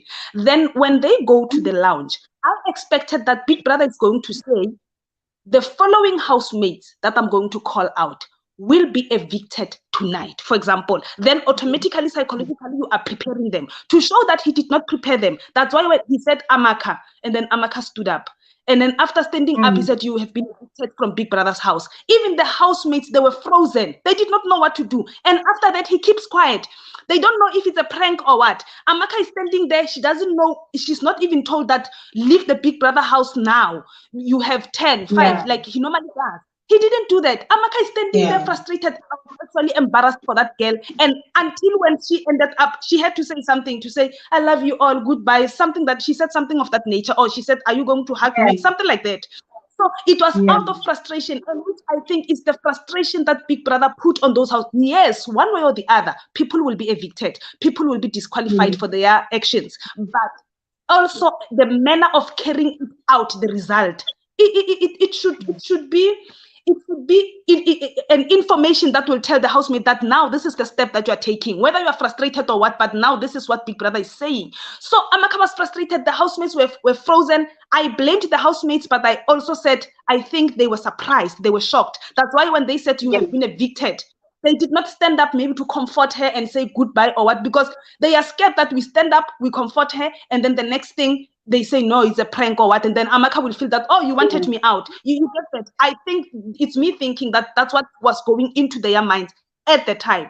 And I remember, Amaka just had a terrible week that week, which I still maintain that the issue of the microwave, Big Brother somewhere, he was unfair. Because Amaka, when they were told to go to the garden, She tried to speak on her mic to say, Big Brother, I left the microwave on, whatever. So those ninjas, like you are saying, they were useless there. Those are that's where they come in. They were supposed to somehow get in and sort out the microwave or whatever. Or Big Brother was supposed to. You remember White Money? There was a time when they were sent to the garden, and Big Brother said, oh man, White Money asked Big Brother that, can I go and check the pot, because after this it will be the life eviction. I want to finish what. Then he was granted the opportunity. So I think it's how he was supposed to do with Amaka. Maybe to say, Amaka, go in and switch it off. If it was impossible, maybe there were people inside fixing the house or whatever, just to tell the people, to alert the people to do that. So Big Brother, as much as the housemates were out of order, this Big Brother of this year, somehow his things were questionable. He left a lot of things hanging as well. And the way he was carrying out punishments and all that, no, it was unjust. It was totally unjust. He was spot on duty, but then on Chichi he was not. On the winner he was not. Who's that? Fina, yes, I even forgot her name. On Fina, he was not. Fina did a lot of things. I don't want to talk about Shex and Bella. They were out of this world. Then I want to say he was biased. I don't know what is it that these housemates have, or that they had when they go in the house, that made Big Brother not to be able to put on punishments or whatever on them. By virtue of them making other housemates not to win task by not performing and what they were it was deserving that they get. Patricia, can you use just your audio? Let's see how it works, because you're breaking also. So can you use just your audio without your video? Yes. Let's go, please. Continue. Okay, I was still saying, even the issue of Sex and Bella, in the manner that they were behaving, and to an extent that they were compromising the winnings of other housemates, that was unfair, because we've seen ships in the house. People will be in relationships, but when it's time for them to carry out tasks with other people and pretend to be in love or whatever, they would do that successfully, and then after that they go back to their ships. But then what is it that was so special about Bella and Shek's ship, that they would disadvantage other housemates to an extent that Big Brother will just say to them, say sorry? That is all that they can say. And then after that, life goes on. They still continue. 2 minutes after that, they get into the house, they start insulting people. You get that? So really, they were getting a stroll in a park. I was not surprised when Bella made it to the final and Shex to week 9, which I want to believe that they were not supposed to make it to that far. As you were saying, when they were nominated, you remember on the first nomination after the merger, I want to say Big Brother was supposed to allow it. For the sake that most housemates from that other level that had no nomination were up for eviction that day, I think Big Brother was supposed to let it happen, so that we can see who's who, so that it can create a balance as well. And also going back, lastly, Glory, I've been long here.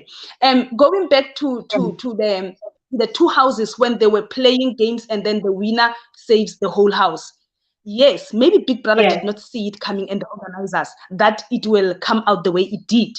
It's okay. But then first week, it happens that this level wins. Second week, it happens. And okay, on the second week, it was the real eviction. Big Brother on the third week, when he sees that the people of the same level won, that is where he was supposed to say, okay, everybody's up for eviction, or have a strategy on how he is going to, to make it qualify also the other housemates to be up for possible eviction. Maybe rather say everybody is up for possible eviction, something like that. But then he still continued and allowed the situation to bite the people of the other house, and automatically, morally, they were morally killed. And but I liked them because they drew strength from it, because they were good in teamwork. So when they were doing their designs and all those things, they were, I mean, Ahmed, their wager task, they were always, in most of the times, they were always winning, which I think they drew strength that, okay, if we can't, I like what Fina said when she said they told themselves that if we can't win the head of house, then let's make them starve. Let them not win the wager, so that we can always get the food, and then they don't get the food, which was another thing. But then eviction is bigger than the wager. Obviously, it kills the moral of the household, which the blame, I still put it on Big Brother, because he was supposed to see it coming when it was now happening and say, hey, my plan is backfiring. Let me have a means so that what happens to the left can also happen to the right. Exactly. I agree with you. Hello, Latricia. Yes, yes, I'm still here. Okay. Are you still speaking? Yes, I'm not. I just said, let me pause. I've been here for a long time and give other people a chance. All right. Oh my God. Don't mind me. I was actually enjoying all the areas we were actually pointing out. But really, thank you so much. Thank you so much. I think this goes to show that also because we actually have a whole lot, that we do not agree with this season. And it was kind of also frustrating that, as those things were happening, we're actually talking about it, we're letting the organizers know about it, but it seems like they just did not care, or they already had their own mindset or their own strategies for the season and they just carried on with what they were doing. So we're hoping for a better season next time. Thank you so much, Latricia. Please stick around if you still have more to share. All right. So we'll quickly move on to Okay, someone I'll else. do so. All Okay, right. cool. Thank you. All right. Hi, Laurie. Hi, how you Hi, doing? you're welcome. I'm fine. Thank you. Uh, You're welcome to the conversation. Thank you very much. On season 7, whether it was a proper hit or a miss, I believe it's half and half, cause Okay. they didn't need many people to actually like have that drama. You could see Yeah. the people who had such strong characters that they didn't Mm-hmm. need anyone to actually like bring in fake who. They would still be strong, and I feel like that is what they actually missed when they actually did a proper interview. They could see people who could have executed the role of fake housemate properly more than even the ones that were actually there. I I believe for agree. me, I have never seen someone like Fina in the whole of Big Brother Niger, because people are always very keen to act so nice on Monday, to like, she didn't care whether it's 1 week to finale, few days to finale, it's the day of Mm-hmm. voting. Like, she was just, and I'm like, Big Brother could have used her effectively, like give her things to do. Like, she could have caused Mm-hmm. chaos more than anyone else, and because they didn't use her, Big Brother could have used someone like Adekunle, who is a proper spy, who has all the gossips, confused, tell Mm-hmm. the people to do this, tell the people to do that, to bring confusion to Mm-hmm. Shegs. Big Brother could have used the Shegs and Bella in a very different way, apart from the way he actually like properly use them. I think they were boring in a sense. Like, let them create a sense of like, let them not talk for like few days or something like that. Like that thing of Licaros. Like, create something that will give us a difference. Because I feel like level 2, why I actually like started like watching them mostly, is when you miss 1 hour, you have missed so much. Level 1, Diana will speak with Adakule from there on, sleep the whole day, wake up, speak about who loves who. Level 2, there was so much that you now had to miss.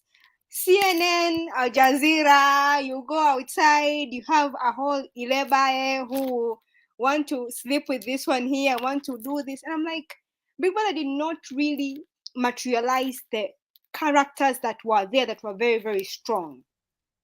Uh, Yeah. when when it come to the voting, I think it was unfair and fair because it made some people stronger. I believe if Hermes could have Mm-hmm. been in level 2, Hermes could have been way stronger than the way he was. Level 1 shrinked him. Mm-hmm. Like, you could see the Hermes that came out when there was a merger, that Hermes was meant for level 2. Like, Hermes as an individual, he could have grown more. We could have seen him more. That's why when Hermes was now merged, the strong character in level 2 took over him. We didn't see him much. We were seeing him with Allison. He was dancing alone. Hermes could have been in level 2. Hermes could have been unshakable at one point. And then Mm-hmm. with the proper case of Beauty, I love Beauty completely, but I believe that she came with the wrong strategy. I think she wanted to play Erica in some sort, But Hmm. she was over exaggerating the Erica that made her disqualified very quickly. If Hmm. Beauty could have been and she would have stayed until in the merger, I think we would have seen a different kind of Beauty. Because Beauty True. is a person who is also a very strong character, whereby she Yeah. can merge with, she is classic and also Raz at the same time. You get Yeah. it? So that could Yeah. have that could have played, and you could see where could she have lied. Would she act more classic? Or would she Hmm. stack up with the Razness with everyone else? So I think Beauty would Hmm. have been like really a nice contender after the proper merger. We could have seen a Hmm. different kind of Beauty. And I think Bella could have been a little bit much more than the way we actually saw her, because Beauty could have challenged her. Because Bella saw people who were there underneath her. Hmm. Beauty could have struck that urgeness that I am a queen.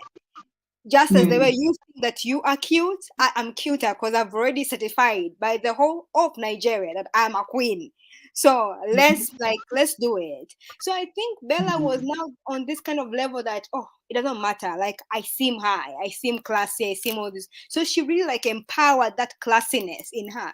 But Beauty could have balanced her out. So we could have seen the real Bella, not the Bella who was calmed by shakes, always crying at one point, oh, I'm going to leave, I'm tired. Then I don't understand everything, you don't understand. Because Beauty could have come in intelligent and classic at the same time. So she could have seen, okay, I am actually dumb. Let me fix my mind. Hmm. Let me fix myself. I actually sound dumb. So I think that's the thing about it. She was not challenged enough, because I think Bella was not challenged enough to grow. She was like, I am this way and I can't change, because everyone else, if I look at them, I look much more posher. So Beauty could have come in Hmm. and say, I'm posh and I am intelligent. What you don't, what you say, I don't understand. I understand everything. Now imagine. Well, like there are people who would have challenged some people. I think also in the next few years, what I would want is not bringing weak links, because there are some Hmm. people who are very weak links. Until today, I Hmm. think no one knows what Gidifire did apart from laughing, which is worrying. Which is very worrying. You stayed for a whole month and no one knows anything about you apart from laughing. Like, don't you think that is worrying for all of us? Lori, that's savage. No, but I'm serious. I'm trying to be serious about it. Like, there are people who I feel like, especially for someone like Diddy Fire, that was very worrying. Like, I also wanted, I think a person who had a very nice character is Diana. Diana was not just exploited the right way. Diana could have been given assignment to start gossips. Diana could have been the skyrock of any gossip. Because Diana has this way of entering into a conversation, trying to advise, but trying to say her own point of view to that person. So Diana is always selling. Diana is just a market seller. She'd be like, I don't know, but I think. You're like, you are selling it to me. So I think there are people who are not capitalized. Someone like Chomsy. Chomsy started out with, she's too quiet, then she's too bitter. You're just like, we don't know now. What is wrong with you? Are you competitive? Are you bitter? Because Chomsy was a strong character, but because of her friendship with Bella, she seemed like the proper puppet who would just roam around. Ella Swag! Bella! Ella Swag! I'm like, what's wrong with you? Like, you are a proper individual. Come out. Like, you can do that. The person who I would wanted to change them, I wanted the game to start with Chichi and Fina in the same house. I think that could have been a very strong force. And Chichi could not have come down. Chichi coming down is because of Deji. But Chichi and Fina in the same house. Because I believe that Chichi and Fina, when they actually met, they had the same strategy that you see me and you, we are the bass balls, let us bring the bass balls. So when Amaka went in, Amaka was too slow with the bass balls. You could see she's not that kind of person, but Chichi is the quick one. When you say let's go fight, you don't need to know the reason why. She's there to fight. Whether it's the wrong fight or the right fight, she'll fight. Amaka was more reasonable. You could see when she's speaking, and Chichi and Fina could have been a right combination. So I think that at the end of the day, they could have capitalized more people. I think they should do a character assessment to avoid people in the future like Gidifire. I don't understand. Gidifire also, I can't say much, but I think we have seen enough of groovy Ima kind of character. We are tired of them. Characters of men who lie around with women just to move on with life. Emmanuel, groovy, because if you come out with groovy, you don't know who is groovy. Apart from a man of the season who has been hooking up with Fina, Beauty, like the women brought him out. It's the same thing with Ima. Like we want characters like Ozo, whereby if you remove Nengi, you still know who Ozo is. Characters like Ima and Groovy, I think so far, two of them are enough. We are done with them. Bring us men who are strong, who can stand alone. So And you yeah. know what, Lori? I actually agree with you in that character assessment. And also, I don't know who else noticed, but I feel like the organizers now, they've kind of probably consciously or unconsciously started using sheep as a crutch to carry the show. Now, it's like when they see a sheep in the house, maybe a couple who are acting like they're serious, they make sure that those two people are in the same space till the end of the show when either one of them makes it to the finals or maybe one of them is evicted, right? Now, this season, personally, I was expecting that, oh, wow, great. Two levels or three levels and two channels.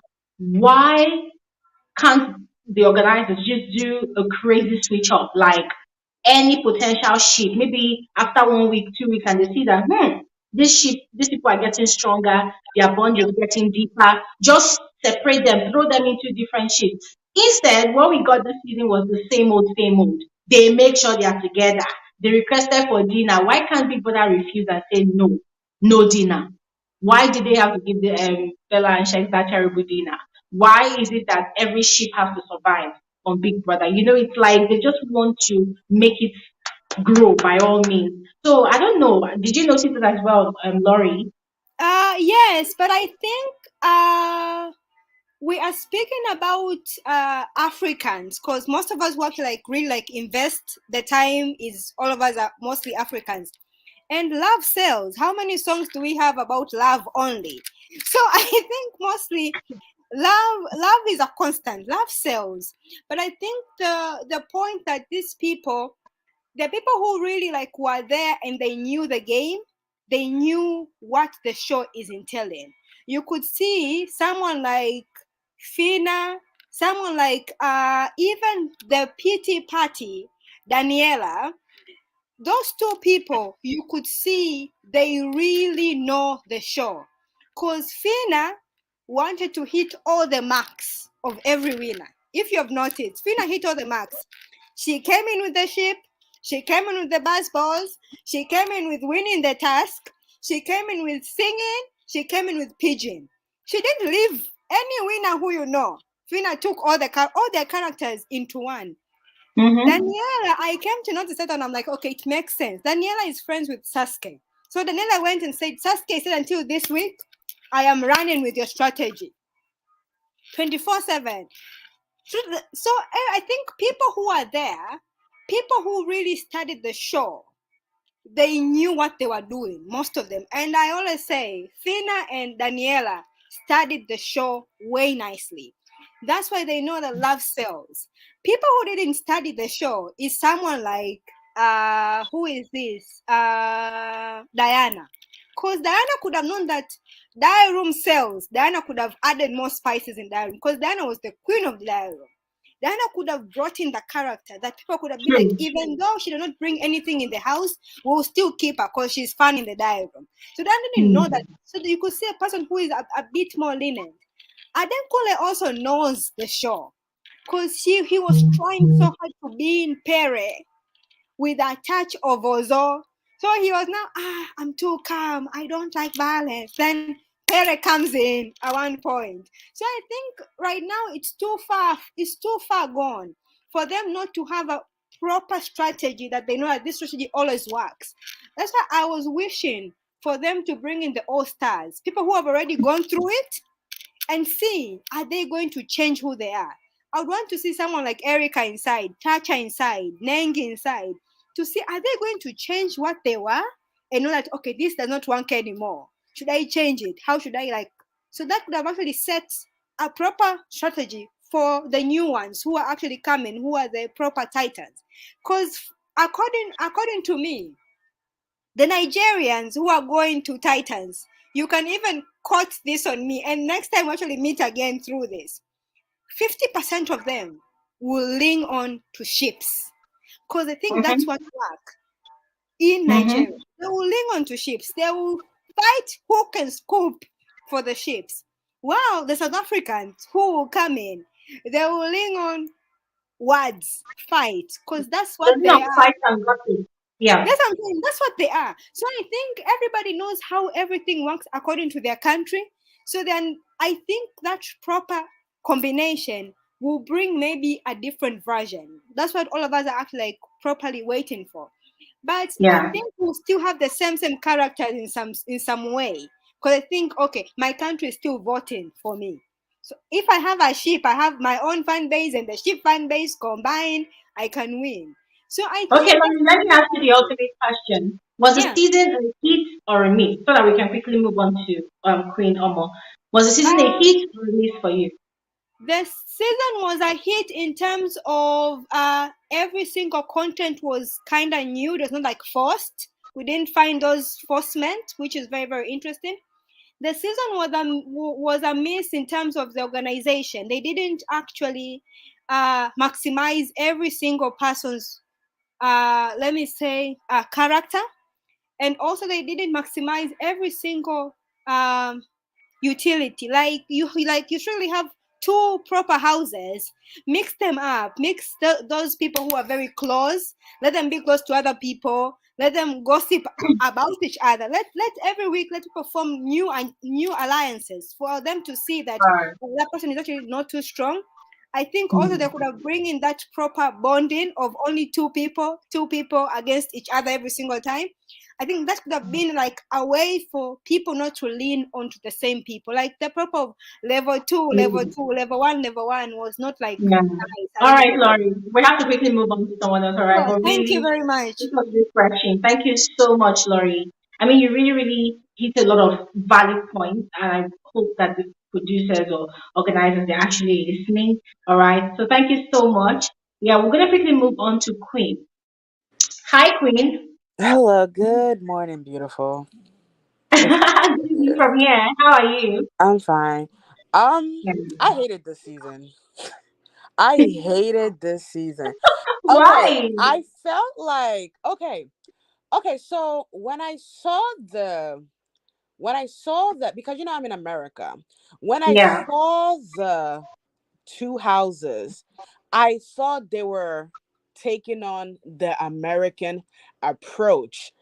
And Um, because for example, in America, right? Big Brother. yeah. First of all, I didn't like the fact that they were separated.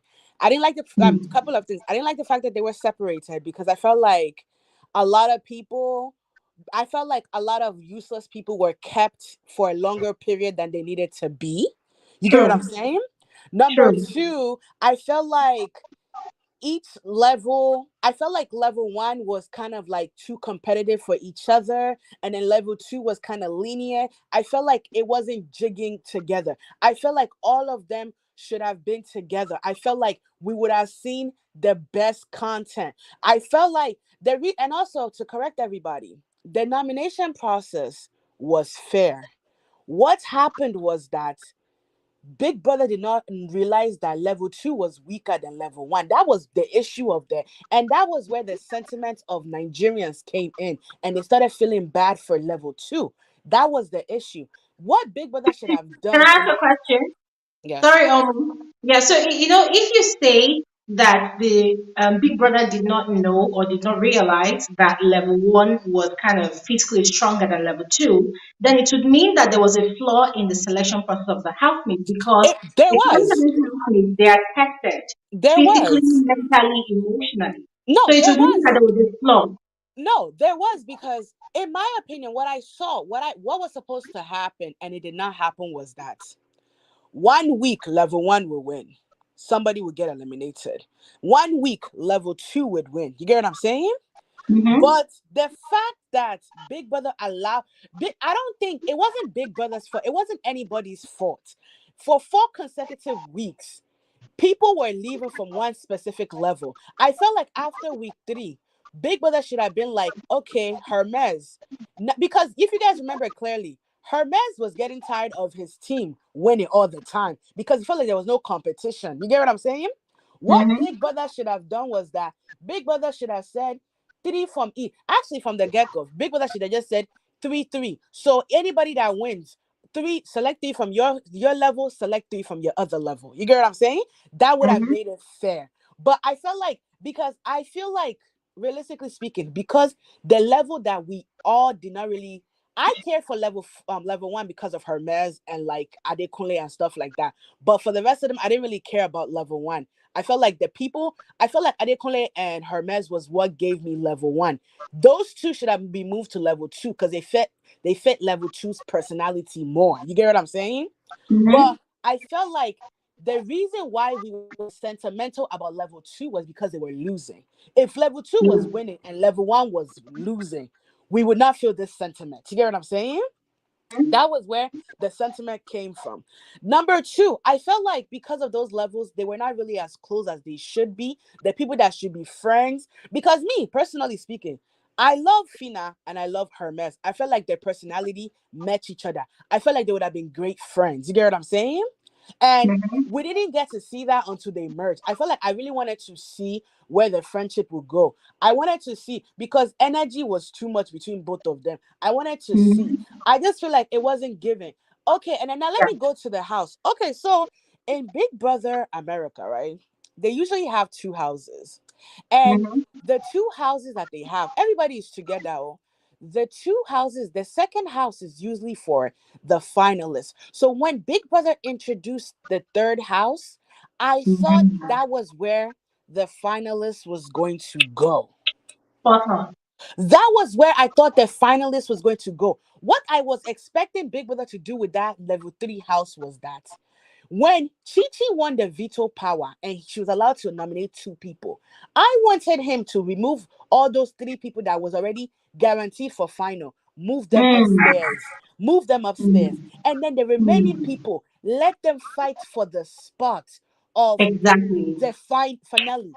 That was what I was expecting, but it did not happen. You get what I'm saying? It did not happen. Yeah. That was what made me feel like Big Brother just had extra money to waste on level 3 house. And my uncle said, Mm-hmm. Uncle Big Brother said, let's waste the money. Because I was very disappointed. You get what I'm saying? Yeah. That was number, I don't know. I even forgot the amount of points I'm making. The other point I wanted to make was that I feel as if, though, Big Brother I mean, I feel like anything, like love and sex sells naturally. You feel me? So I feel like Big Brother knows that the more ships that there are, the more people will be more entertained properly by it. That's why I feel like Big Brother is a big shipper because he knows that he's making money from it. Like last season, Lika Rose and Emmanuel, we all knew that Emmanuel did not really care for her, but the sex appeal that they both had, we were like, wow, wow, this is a telenovela. You get what I'm saying? So it was given. So I feel like that was what Big Brother was really focusing on. And then for the Amaka, let me clear up something for you people.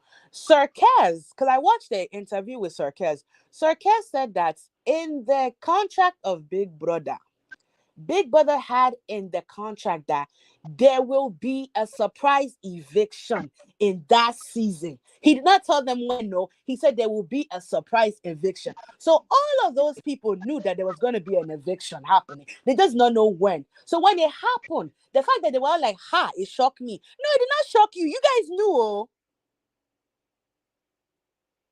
So can I say something, Queen? Yes. Go ahead. Yeah, and you see, that is a very, very interesting fact. I heard that part as well. However, this is us as the viewers watching it.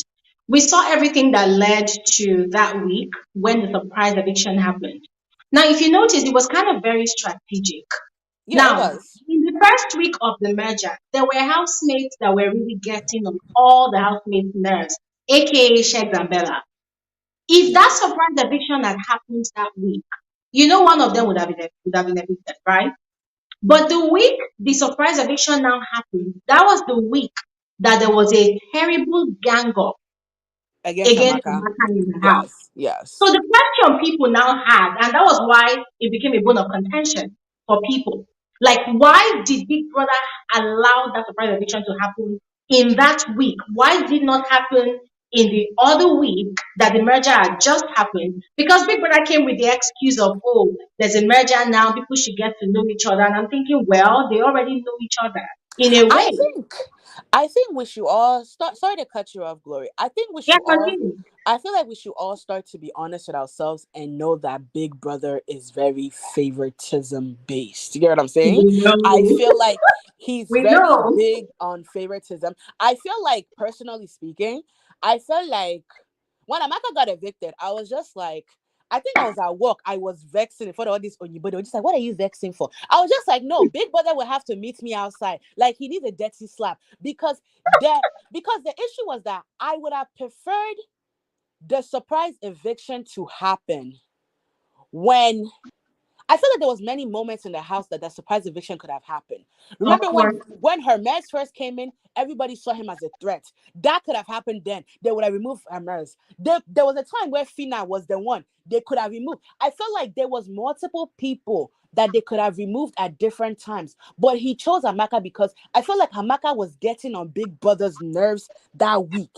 And he was just like, no, I swear, because that week, oh, she annoyed me. Oh, I was just like, now only you won't burn the house. Now only She you, was you. all over the place. She was all over. She was getting on his nerves. And he was just like, it's time for this girl to go. Because I feel like if she did not go, and she kept doing all the nonsense she kept doing, Big Brother would have been like, I want to disqualify this girl. Mm-hmm. Okay, now Yeah. let's move on to Beauty. Listen, people, Nigerians, it pained me that Beauty got disqualified because I still believe up to this day, Fina would not have won. It would have been a very, very tight competition. It would Mm-hmm. if she would have won, it would have been slightly. You get what I'm saying? Because because as soon as Beauty entered that house, no, first thing first, I already knew that this season Big Brother wanted the female to win. I knew that Big Brother wanted the female to win, which is why you people think that Big Brother, the selection of Big Brother this year, he favored the females more than the males. He didn't want a male to win. You get what I'm saying? Which is why the main characters of this year were mostly females. You get what I'm saying? From that personality that the guys, yeah. Yes, exactly. I felt like Beauty, right? Beauty, first thing first, Beauty did not come for the winning because that girl already had money. She did not come for the winning. She came for fame. You get what I'm saying? But I feel like, no, what Laurie said earlier was true. If Bella, Beauty, Fina was to be in one house, Kalaga go boss. And I was The looking guy will forward start to to it. understand things. I was looking forward to, no, I swear to God, I was looking forward to it because I know that Beauty, listen, let's forget all this posh Bella get craze, Fina get craze, Beauty get craze. I wanted to know who got craze pass. That was what I wanted to know. And then she got disqualified. I was pained. I was paid because I'm not a preacher of love. I like wahoo. I wanted that wahoo. But she just got disqualified. But I knew that this season was going to be hot. You get what I'm saying? But Mm-hmm. no, now if you want to take this, no, but let me take my seriousness. I feel like the structure, the season had potential, but I felt like Big Brother was trying to please a lot of people and please a lot of complaints, but it didn't end up being a good season. It should have just been one, it should have been a set of people, let them sell themselves, I just felt like it was not a lot. The fake housemate, let me tell you something. We like Cheesy because he was causing commotion. Cheesy did not really do much. Cheesy, Rachel, Modella, Deji, Deji did not do much. Deji, the only reason why people like Deji was because he was a fine boy, fine Yoruba boy. He wasn't doing much for me. He was very useless in that house. I felt like psychologically speaking, Biggie did not pick people based off of psychological. He just assumed that because people had similar characteristics, they could work together. It did not work out that way. Because, for example, did you know that Hermes and Khaled were this roommate together? Biggie thought Yeah, that they had the same personality. I said, Big Brother, you did Chris. How is my Hermes and Khaled the same characteristics? No, how are they the same characteristic? One is calm, one is not. How is that? You get what I'm saying? mm-hmm. And then Khaled was out shalaing and saying, "Oh, me and Hermes, we think alike. Okay, you guys may think alike, but your personality is not the same." So what was Big Brother doing? Like I said, if you want to, like America too, they pick people with similar characteristics, but they do a psychiatric evaluation. They want to know if you guys really jig. You get what I'm saying? Not you just assume. I just thought that was nonsense. But ultimately, I felt like, apart from, and also everybody was saying about the rules. This, first of all, Big Brother this year, these housemates gave him a run for his money. They humbled Big Brother. Let's be honest. They humbled him because I'm trying to tell you, they humbled him because me as a Gen Z, there's plenty of things that I will say out loud. My mama will be like, "Are you okay? Why did you say that?" I said it with my full chest, and that was what Big Brother was getting, because Big Brother, one housemate said, he has not chopped today. Like, they were disrespecting him, and he did not know how to handle. I felt like if Big Brother started handling them, started questioning them, started like telling them, giving them strikes, a lot of people that gotten disqualified.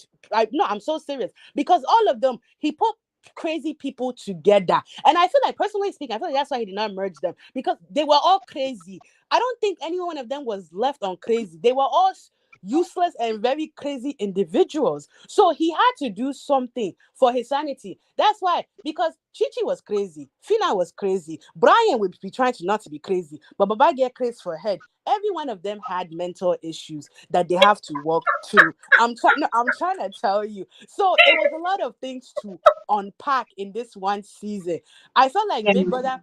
No, I'm trying to tell you, Big Brother was tired. A guy was tired. Uncle Ebuka was tired. Everybody was tired because this season carried them where they don't want to go. Gen Z. Next, no, let me tell you something. Big Brother Titan, South Africa versus Nigeria. It's gonna be bloody. It's not gonna end well. I don't know who gave them this idea, but it not go end well for anybody, because It's they not are crazy.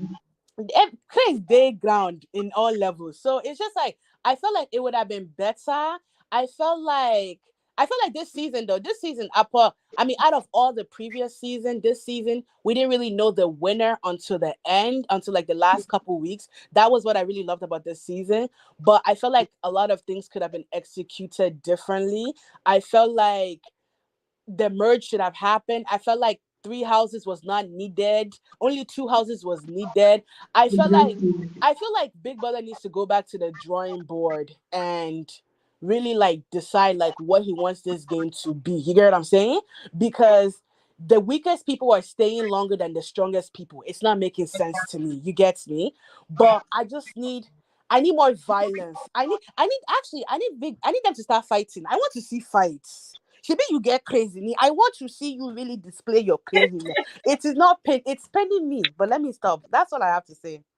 Thank you so much, Omo. You said a lot of sense. And I'm really hoping that the organizers are actually taking note of what we're saying if they come across this video, because honestly, we're tired of, because in as much as this season was wild, in as much as this season was kind of explosive, there was also the presence of what they call it, of the same old team. There was also the presence of There that. was a And same old, same old. And what Laurie said was correct. Fina took, you see, let me tell you something. To win Big Brother Nigeria, it's not hard. It's not, I hate to say it, it's not just come as hard. the underdog. Just come It's as the not, underdog. no, it's not hard because, okay, let me use, for example, Lekon. I love Lekon, but I still don't know why he won. The kind of person I am. No, the kind of person I am. I like to be honest with myself, and I like to not be biased in my thinking. Lekon won. Ola Lekon won because The whole Yoruba community wanted to prove a point. Babe. Listen, everybody I knew, every Yoruba I knew was voting. My people was voting because they saw Lekon. They were just like a Yoruba must win. Lekon won. That Mhm. was why he got 60%. All my people, all my Ekiti people, all my grandmas in the village, they voted. They wanted Lekon to win. I still don't know why he won, what exactly he stood for, but he won. White money, why did white money win? I did not know. Mercy Ike, all I saw that she had was Nyash, and she still won. All of these people I just mentioned, they were not giving me anything. Fina, to be honest with you, Fina gave me drama. Fina gave me attitude. Fina gave me stress. But I still don't know why she won either. I But don't the think answer is very obvious. Big Queen. Brother, I feel like Big Brother Nigeria, all you have to do is come up with the underdog story. Because I feel Yeah, like that's it. come That's up the with very obvious answer. the underdog story, or come up with, try to look unique than you actually are. I feel like, honestly speaking, it's not hard to win Big Brother Nigeria. I would not do it because me, my attitude, I would get eliminated the first day. But what I'm saying is that I feel as if though people are not winning off of intellectual capability. They're not winning because of strength. They're not winning because of physical fitness. They're winning because Nigeria like them. Because you know, my Nigerians, I love every one of us, but we are kind of sentimental because from week one I already knew that level two was going to win because people were already saying, the trenches must win. Somebody from the trenches was winning. You attach sentiment to it because you don't even know if that's that whole level is trash. You get what I'm saying? So I Mhm. felt like next time they need to shake it up. They need to shake it up. I would actually prefer Big Brother Africa because I want to see everybody in every African country bring their craze into one household. But I don't know. Big Brother Nigeria needs revamping. And which is why they know it. Which is why they're bringing South Africa into the mix. They need revamping because it's not working. You get what I'm saying? It's not Mhm. working. If I act poor, if I do craze, if I do this, I win the money. There's no And that's competition. why I said I think two live streams ago that the next season of Big Brother that we have, whether it's even BB Titans, and I hear anybody shouting "Who day," personally, I'm gonna have to cancel that birthday because we're done. I think it's time to allow some fresh air. Let people that do not necessarily have a terrible underdog story at least have a chance. Because I mean, it's something that is inevitable. You can't even control it. You know, people just want that person that can actually relate with their painful story. And most of the time, the painful story gears towards, oh, I really suffered a lot. I am from the streets. Once you start singing the rhythm and blues of, I'm You from the know, street, I'm from the you, street, I'm from the street, that's you it. know what? There was remember that conversation Fina and Amaka was having when Amaka was just like, I've suffered in this life. And Fina was just like, yeah, me too. It felt the same. I felt the same. I was just like, all of you people, you guys have suffered. Everybody, that's the thing. The point is, everybody has a story. You get what I'm saying? Everybody has a story. Like, there was a time where Hermes said in an interview, Hermes was just like, I grew up in trenches. I was poor, but that's not my reality now. I'm not gonna sell that. That's how it should be. Because Mhm. for you to even get into Big Brother, you must know. Nobody can tell me that addition shit is not working. They had to. They picked these people, and selected these people. Everybody knew somebody because on Beauty's birthday, my sister, the amount of people that wished her happy birthday from previous sets, Ah, money did you set see off. celebrities? I said, gang. I said, so this girl had this much connection. Alex, every one of them. I said, eh.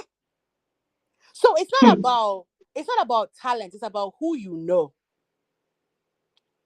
Personally speaking, you guys want me to be honest real quickly before I get up because I know I've been talking too much. I'm Say sorry. it, say it. So my boyfriend, right? So I was having a conversation with my boyfriend, and my boyfriend was talking about how he wasn't surprised that Hermes came to this season.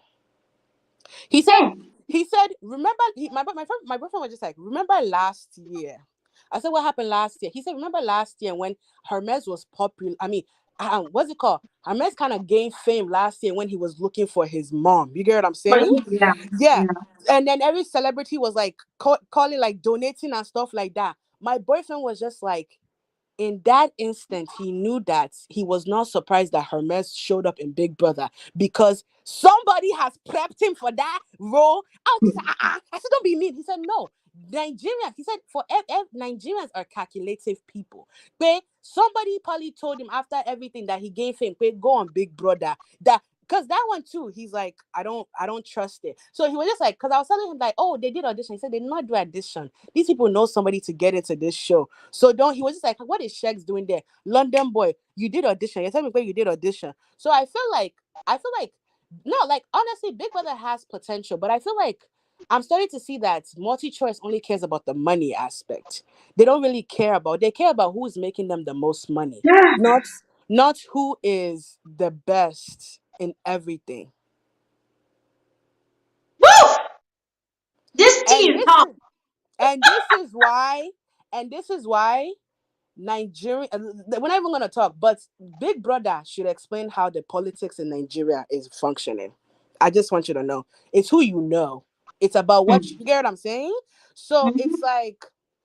like it was when the show finished. You know that Elostrat said him and Brian were cousins. We did not know that in the house. So like I said, Anyway, it, they are cousins. he said it on his live now. On his story. He said me and Big Brady Brian are cousins. I said, oh, okay. I said, okay, so we are fools here because all of you people got in here for a reason. You are. And I find it funny that all of a sudden, I'm sorry, people, if I'm talking too much. I find it funny that all of a sudden, Hermes, Bella, I see one more person is all of a sudden Davido's lawyer. Davido's lawyer is their Did you manager now. see that? I was just like, I said, these people are playing me and I refuse to be played. I refuse to be played because all of you people cannot know the same people, the same circle. I'm just tired. I'm just tired. This show is rigged and nobody can tell me nothing. But I go keep quiet before anybody come for me. Queen, yeah, yeah. I feel like just shooting you one chill out. I need to drink and cool down your temper. Because you see all these things you're saying, yeah? It's not like the viewers do not know. Because let's be very realistic. Okay, take for instance, Rachel was having a conversation. Why am I even going to Rachel's conversation? Let's talk as women. Queen, you know the cost of human hair. You know the Expensive. cost of female outfit. My sister, I So just ordered. look I at just ordered. look at a female housemaid that is preparing to go to the My house. my Tell me that sister, thing is not my going up sister, to a I just ordered a bone straight hair the other day, $600. It paid me. It paid me. It cost a lot of money. It cost a lot. Hmm. To be a woman, Hmm. it cost a lot. It cost a It lot. costs a lot. It cost a lot. So I understand. But like I said, we can it wasn't until Beauty's birthday that I know that this girl get money. She just went there for fame. She just wanted to be popular Huh. because that girl is loaded. She's loaded. You know Like what? I Yeah. said, this season they really wasted my time. They really wasted my time. And me, I'm a busy woman, but I watch it faithfully. My boyfriend was even saying, like, only problem, you have problem. Like, why are you watching this? I was just like, I'm just jobless, clearly, because I just they watch because they really played me this season. They really Whoa. played me. But I'm glad. No, but also another thing is that I can't blame anybody because in life, right? People have had a lot of bad things happen to them in life, some more than others. So I understand the sentiment that Nigerian put in when they see somebody and they're like, okay, she has had a rough life. Let us bless her with this 100 million. You get what I'm saying? So that's where the sentiments come in. But sometimes in life, it's not you just cannot just hand it to somebody. Let them work for it very, very well. Let them work for it. But I'm happy that Fina won. That's my baby. I'm happy that she won. She still needs help though. That girl needs therapy, needs prayers, needs a lot of things because she's crazy.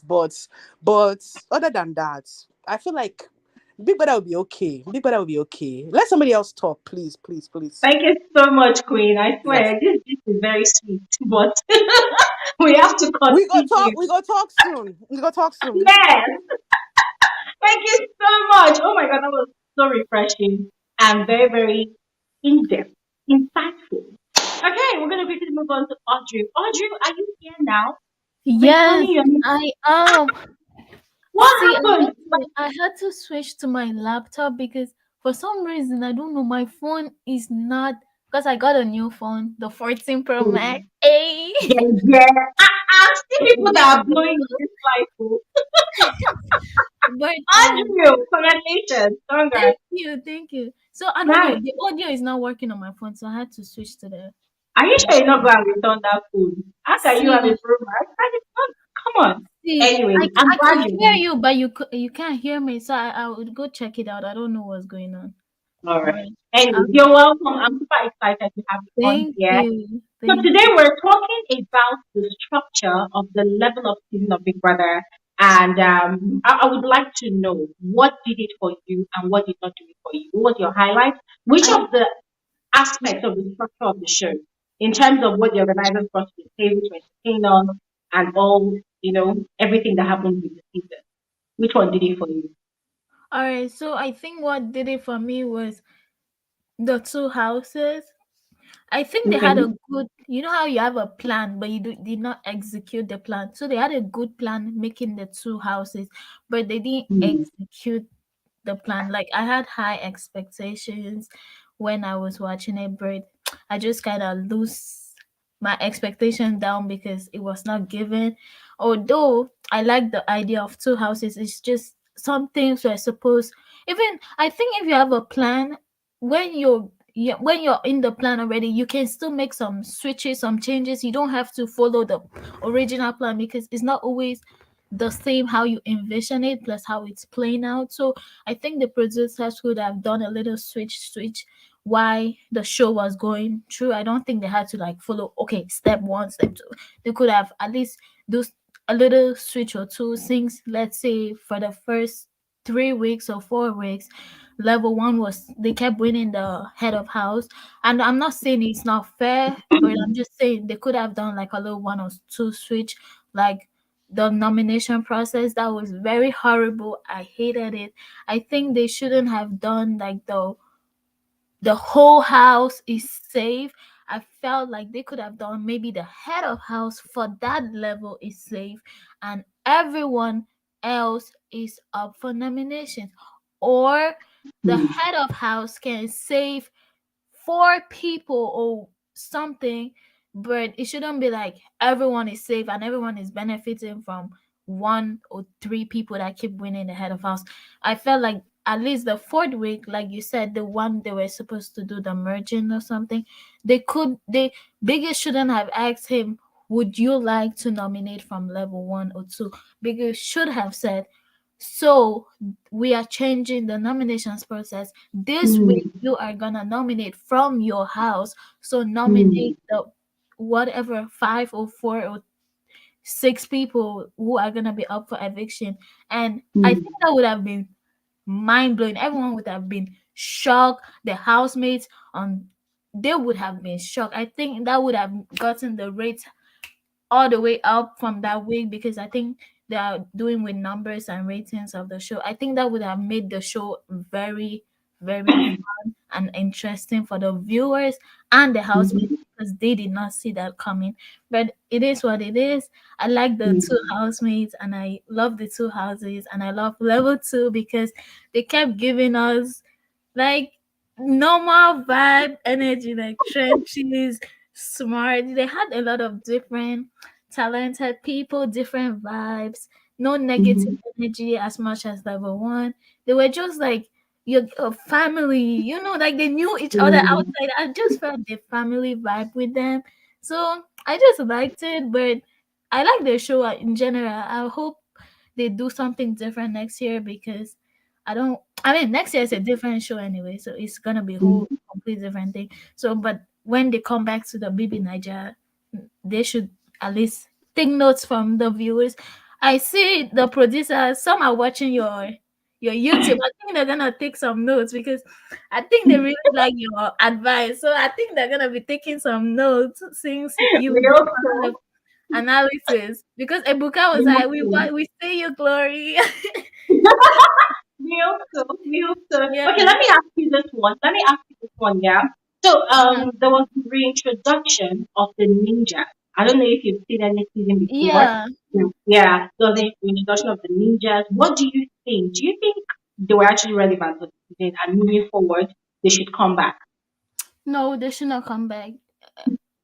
Right? Yeah, I don't think it added or subtracted or it did not do anything. I think if they bring something to the show, it should add or give value or make a statement it did not do anything, so I don't think it's necessary for them to bring back the ninjas. Or if they want to do another twist or something, it should be like shocking, like from last season, the Perea, whatever her name was. That was shocking. That was actually interesting to watch people figure out who was the fake. I was like, that was actually fun. This one, they didn't really, I don't know. They should not bring the ninjas. I think they should do something different because the ninjas were just there in, out, turning, helping. Like, they were not doing anything. They were not, and like someone said in the comments, why did they bring them to escort? They would have just tell them to pack their bags and leave quietly. Then that was so extra and unnecessary. Like, Vicky, what were you doing? Okay. Okay, I Yeah. have another question here.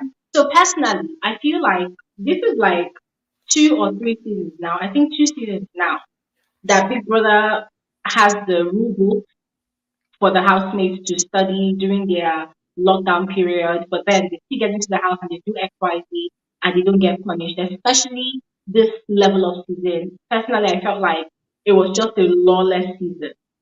Rules were there, but the housemates were not followed. So me, I'm here, I'm thinking, so okay, for another season of the show, the only rule that should exist in the house should be no physical fight. But the housemates can go all out and do whatever they like. Since they don't like adhering to the rules, right? So that we don't start expecting that okay, people are going to get on strike and then the person doesn't get to strike. What do you think about that? Do you want the rules to still exist as they I are? think Or it depends. I guess there's always different Big Brother because I feel like the one last year at least tried to do strikes. He wasn't too lenient. This one was like extremely lenient. Like he'll say, "This is my last warning." Next time again, this is their last warning. Like, how many last warnings do you have? I thought you have just two warnings. Then the third one they give you strike. So I think I guess it's depending on the Big Brother, the person. I guess this one was just too sentimental or too, I don't know. But then if you're sentimental, why would you do a whole Amaka eviction all of a sudden? Like I don't understand. But I think they should have the rules, stick to the rules. Big Brother, please, this is a show. Don't be lenient. We are expecting strikes, eviction, uh, what's the other thing that disqualification. We, the viewers, are expecting it. You don't have to be too lenient. I mean, we love a lenient, but one, two, like two warnings should be enough for someone. I guess I know why the housemates took it for granted because he kept saying, "This is your last warning." If someone keeps saying, "This is your last warning," and they're not doing any actions about that, me as a person doing that crime, I'll keep doing it because I'm trying to tell you that give me the strike, but you're not giving me, and you. So I guess it's on Big Brother and his team. I don't know who do the whole striking thing, but that was on them. That's their own fault. But I think they should keep the rules because what's a game without rules? It's then it's not a game. They should keep the rules and they should be more strict on the rules and watching the housemates. If someone does something, you should give them warning. One, two, the third one should be a strike. You see how they like give Chichi a, hey, this girl compact has I love Chichi. She just compact herself. Anything Chichi that I'm not giving any comment. Sorry. I'm not there. That is how you should like. That is what he should. Biggie would have been doing. See, that he did that for Chichi. Although Chichi would have deserved to strike, but just the fact that she changed from that warning, and they didn't even give her a strike, just from a warning, and she behaved herself. I think they should start giving strike for people should behave as themselves because some people are not gonna listen to the warning, some are gonna listen to strikes. So I think they should intensify the strikes. Anyways, you need 3 strikes to be disqualified. So if you have 2 strikes, you're gonna be more alert that hey, I'm losing 100 million or I'm about to lose. So yeah, they should just be more strict on the rules and not all be right. so lenient. Yeah. All right. Thank you so much, Audrey. It was Yeah. really nice having you here. Yes. And yeah, I agree with you actually. I mean, what's a show without rules? But then my frustration is that the rules are still there. Even the maker of the rules is not respecting his own rules. So how does Big Brother expect the housemates to respect the rules? So we'll just see how it goes moving forward because if I can remember, we've said this over and over again, and we still see the same thing happening. So let's just keep our fingers crossed Exactly. and see how it works out for us. They should Thank you bring so that. much, They should bring Gabriel. back the Big Brother from last year. Even the better guys season. So anyway, thank you, Audrey. We're gonna move You're on quickly. welcome. Thank you for All right. having me. Have a blessed day. You too, love. Bye. Okay, Bye. Precious. Hi, Precious. Evening. Good evening. How are you? I am very good, thank you. Okay. I thought it was another Precious that's like a regular on here, but it's a pleasure having you here. Okay, Anyway, thank I you. don't need to cut off on what we're talking about today. It's about the Yes. structure of the level of season. So we're asking, was it a hit or a miss for you? What were your highlights? What were those things you wished were not present in the show this season? Okay. For me, I think I would say it's a hit because this is one of the Big Brother where I was not bored. I agree with a speaker who said, if you don't watch for a while, it felt like you miss a lot. And then when you go Yeah. on YouTube, there are so many videos of things that have happened. But I want to say, I feel like the Big Brother was written even before they choose the housemates. I feel like they had a script, which is why I personally think Amaka's thing was not really planned. It feel like, okay, if you have a script and in your script you're saying, okay, on the fourth week there's going to be a surprise eviction, and whoever was the scapegoat for that week would go. Unfortunately, it was Amaka. Mm-hmm. And another thing again is when it comes to the picking process, someone said that the game was not meant to favor the guys, and I totally agree with that. I feel like after the last year where people now knew that they got money from the whole Emmanuel thing, so they needed that to happen again. I feel like they purposely needed that to happen again, and they picked maybe particular two people to give them that drama. And in my opinion, those people were Groovy and Shegs. But unfortunately, Shegs wanted to play the lover boy and stuck to a place. And Groovy having a personality, if I interviewed Groovy, to me is this guy that does not easily say no. I don't know the reason. Is it because he doesn't want to hurt the person, or he's too quiet? And then again, he's good looking, so the girls want to come. And there are certain Who guys is that good can't say no. They looking? want to have everything. Precious, who is good looking? Sorry. You said someone is good looking. Groovy. I mean, Okay, he's please. tall, so so I feel like knowing his personality, they kind of know that okay, this boy will be in a position where he might be the one to easily cause trouble. And they put him Yeah, there to create the Emmanuel narrative again. And yes, yeah. people saw the Emmanuel narrative there. Whether it is true, whether it is not, it was there. So I feel like the show Mm-hmm. already had a script. They kind of wanted to monetize it a lot, which is why they could have been able to change a lot of things in between, like when it comes to the nominations. But I feel like they already had a script, so they didn't want to mess up the script, or they just wanted to go with exactly what was going on. I don't know, because when a particular house has won games for 3 weeks straight, I mean, at some point you should be like, okay, this is not working, because a lot of reasonable housemates were leaving the house, and then there were certain people that were just sitting down and not doing anything, and it was so unfair. If they wanted to be creative, they would have figured out a way to change the game at some point instead of just allowing that keep happening. So I don't know. I felt like they had a script and they just wanted to continue with it. But for me, in my opinion, it was a hit because I mean, the set of people they brought, most of them are not normal, to be honest. It's just the general lifestyle that we see every day. There was a lot to learn from it, and you can tell from the rawness. I like the fact that they were raw. Most of them were being themselves. From other seasons, people were trying to be too nice, too good.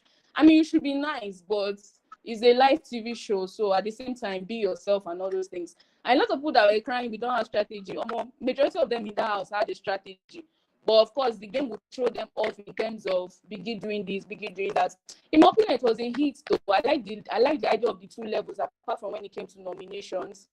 Amaka's own, I felt like Amaka would have had a chance for people to vote, but unfortunately, maybe they said, okay, first week, this is what we are going to do, and that happened, and she was the one in the position to leave the house. So I don't know. Overall, I just think it was a nice show. I enjoyed it. Okay. I mean, I actually I agree with you about I think you should adjust your mouthpiece. Precious. Adjust your headset or your mouthpiece. Okay. So I was saying that I actually agree with you about the comparison between Emmanuel and Groovy. And it really goes to show that it seems like there is a standard. It seems like there's an actual script, like a structure for the season, because personalities kind of filter into the new personalities for another season. There's just, I mean, I'm looking now, you mentioned it, looking at Groovy and Emmanuel, it just looked the same to me. The only difference was that Groovy was shamefully overly available. Like, I'm sorry, but he was just like the man whore of the season. You know, is he available for this female? Oh yes, he's available. What makes him available? His stomach. Once a woman can give him food, proper food consistently, he's available for PDAs with the woman. You know, so he was like the readily available for the season. The other day, on Twitter, no, on Instagram actually, I saw a particular post where people were talking about who was the most, is it the most sought after female? You know, and people were saying Daniela, and someone was like, hell no, that she was just the most readily and easily available. I'm like, well, same thing goes for Groovy because he was also very much available, right? And we saw something similar like that with Emmanuel as well, getting attention from who Angel and sometimes Maria, and he was kind of available as well. So about the script thing, yeah, most likely it seems like that because there's just too many similarities every time. But that doesn't take away the fact that the show was actually a hit this season. So yeah, thank you so much, Precious. Thank you so much. All right. Okay. Yeah, I'm gonna quickly move on to Yolanda. Hi.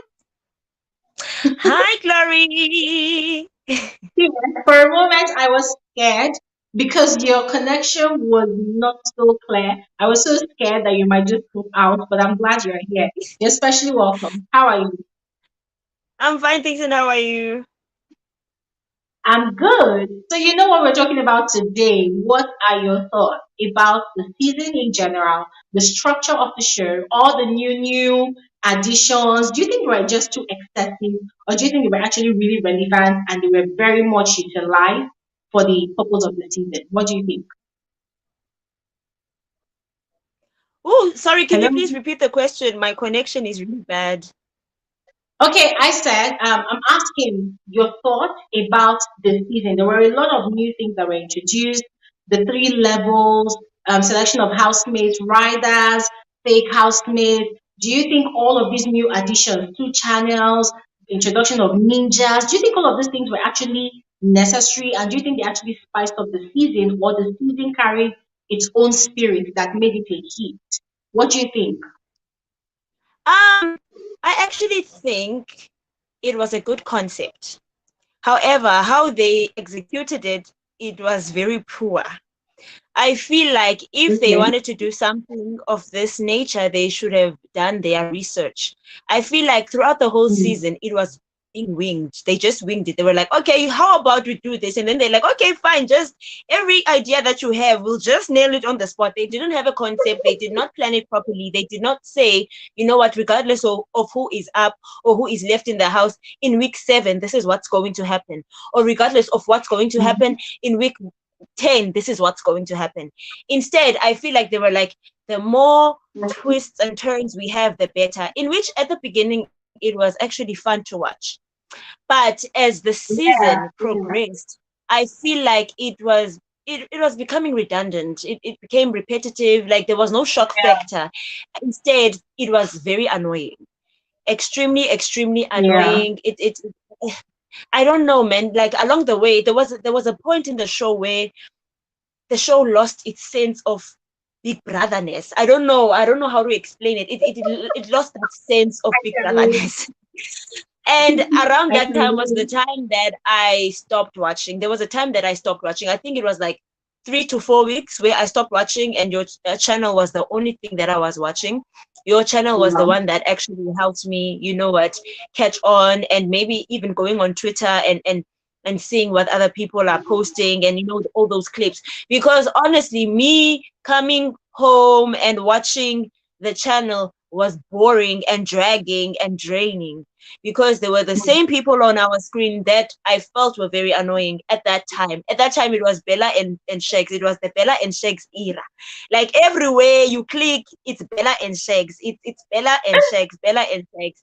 It was very annoying. I remember there's this other friend of mine who was obsessed. She and I, we are obsessed with the show. She even told me, she's like, I didn't watch the season. I don't know what happened. She's like, I got bored. She doesn't even know their name. She's like, there's this power couple that keeps on being on our screen that really, really, really bores me. And that couple was Bella and Shakes. Other than I don't that, think I they were don't a want power couple.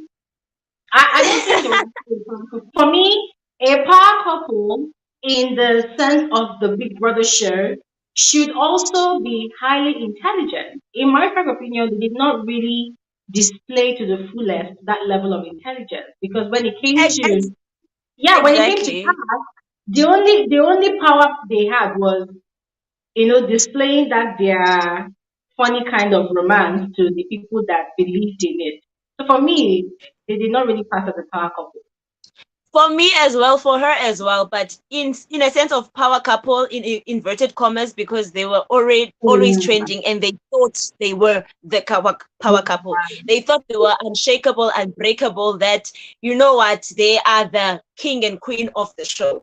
In terms of, that's what mm, I refer to as the power couple.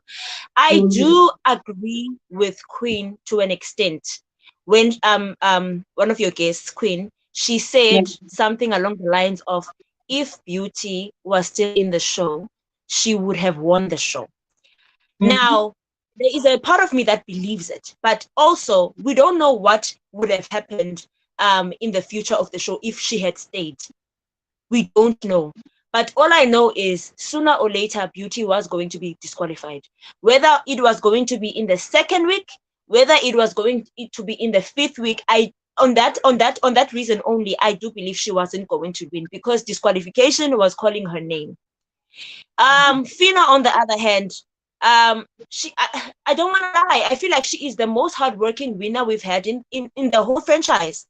She is the most hardworking winner we've had in the whole franchise. She gave us color. She gave us different things to talk about. Yeah. We Yeah. 1 minute we hated her, 1 minute she was annoying, 1 minute we were rooting for her. Like she really played her part. And I agree with, Yeah. I don't know who said it, but there was someone who said it before me. I mean, before I was like on now. She said something along the lines of Fina, what did she say? Oh, I forgot what she said, but along the things that I just said, I can't quote her word for word, but I agree with Mhm. that. Now, in terms of the other people in the house, I don't know, man. The other people in the house that were in the house, I feel like they are forgettable. Some other people, I see them trending, and I'm like, oh, this person was in the house. Wow, I did not see them. Like, I feel like this season there were a lot of people who were in the shadows of people that didn't live up Mhm. to their full potential. And that is something Mhm. that I feel they will regret for the rest of their lives, because Yeah. this opportunity of being in the house is something that no one will take away from you, and it's in your hands. No one can do anything except for if Big Brother comes with his twists and turns, and then maybe the favors are going to be against you.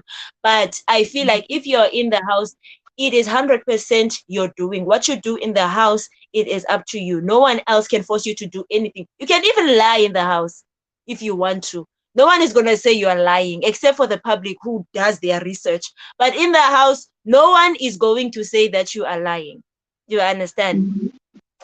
And another thing, oh yeah, the season was a hit, I guess, in terms of drama. I don't want to lie, because it kept on trending, and they kept on giving us different things to comment about in the beginning of the show. Towards the end, it was Mhm. the same repetitive things. But in the beginning of the show, I was really glued, Shem. They gave things, and there was a bit of originality. I like that.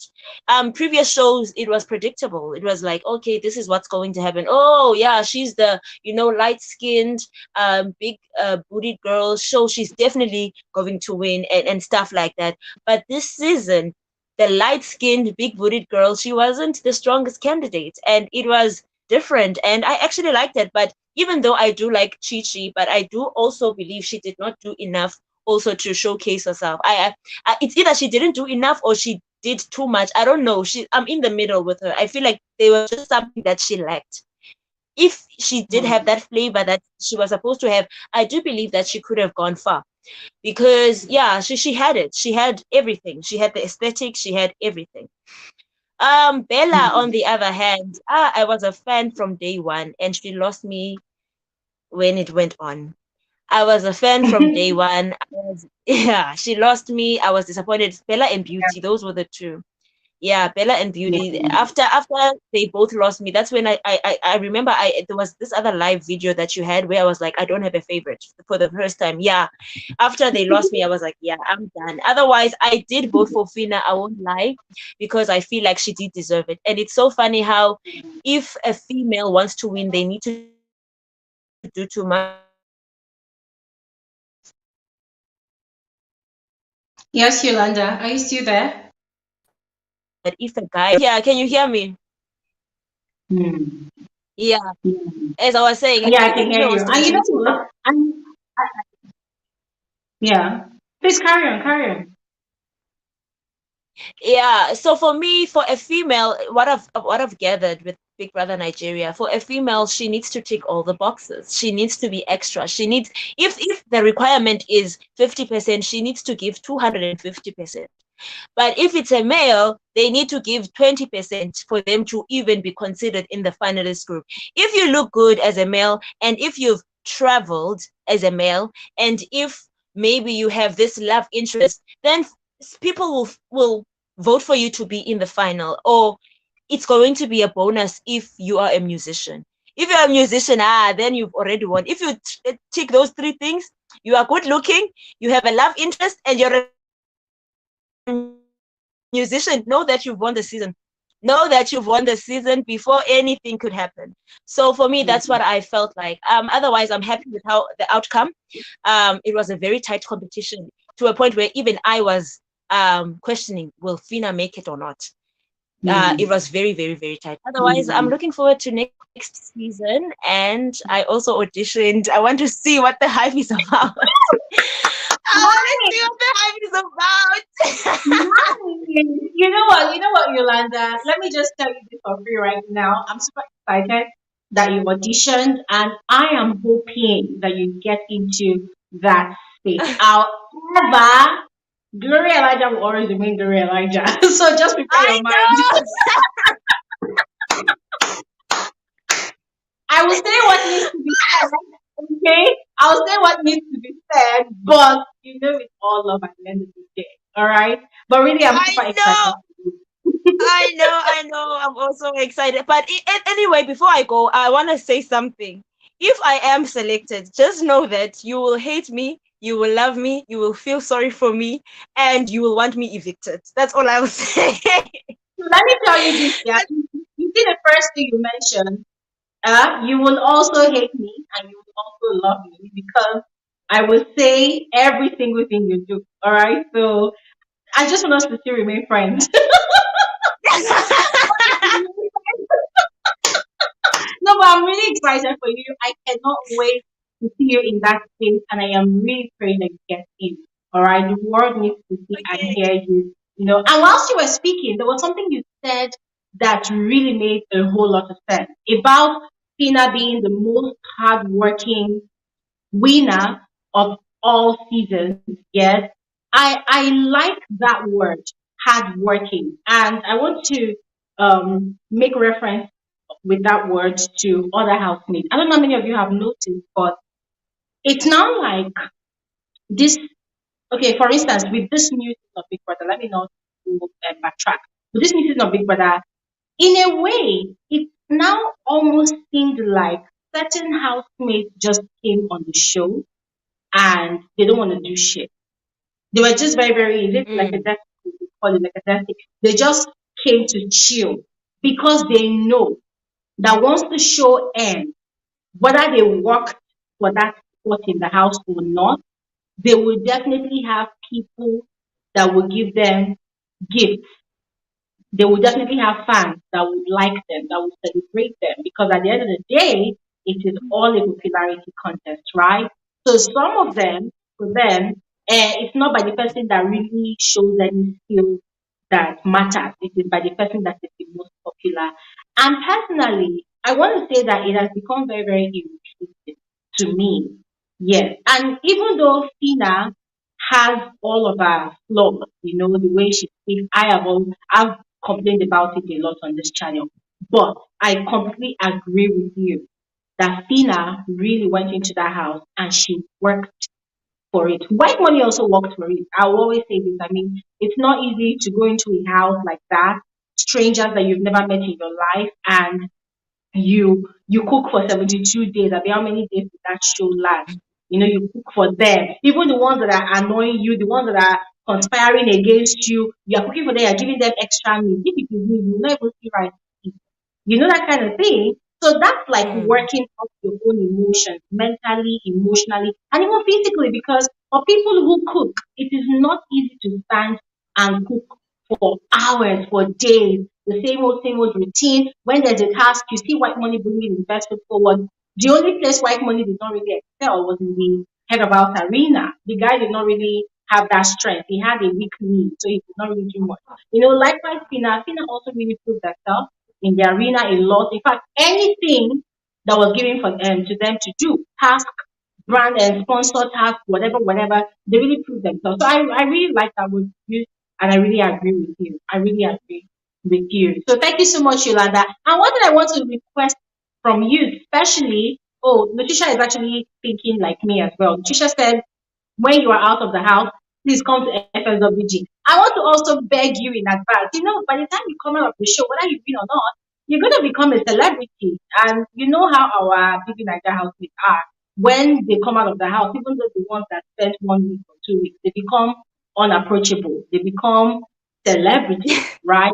So you can't invite them for interviews. They will tell you, talk to my manager, my manager, my manager. So me, I'm begging you directly now, when you come out, we would love to hear your story. We'd love to talk to you as we're talking right now.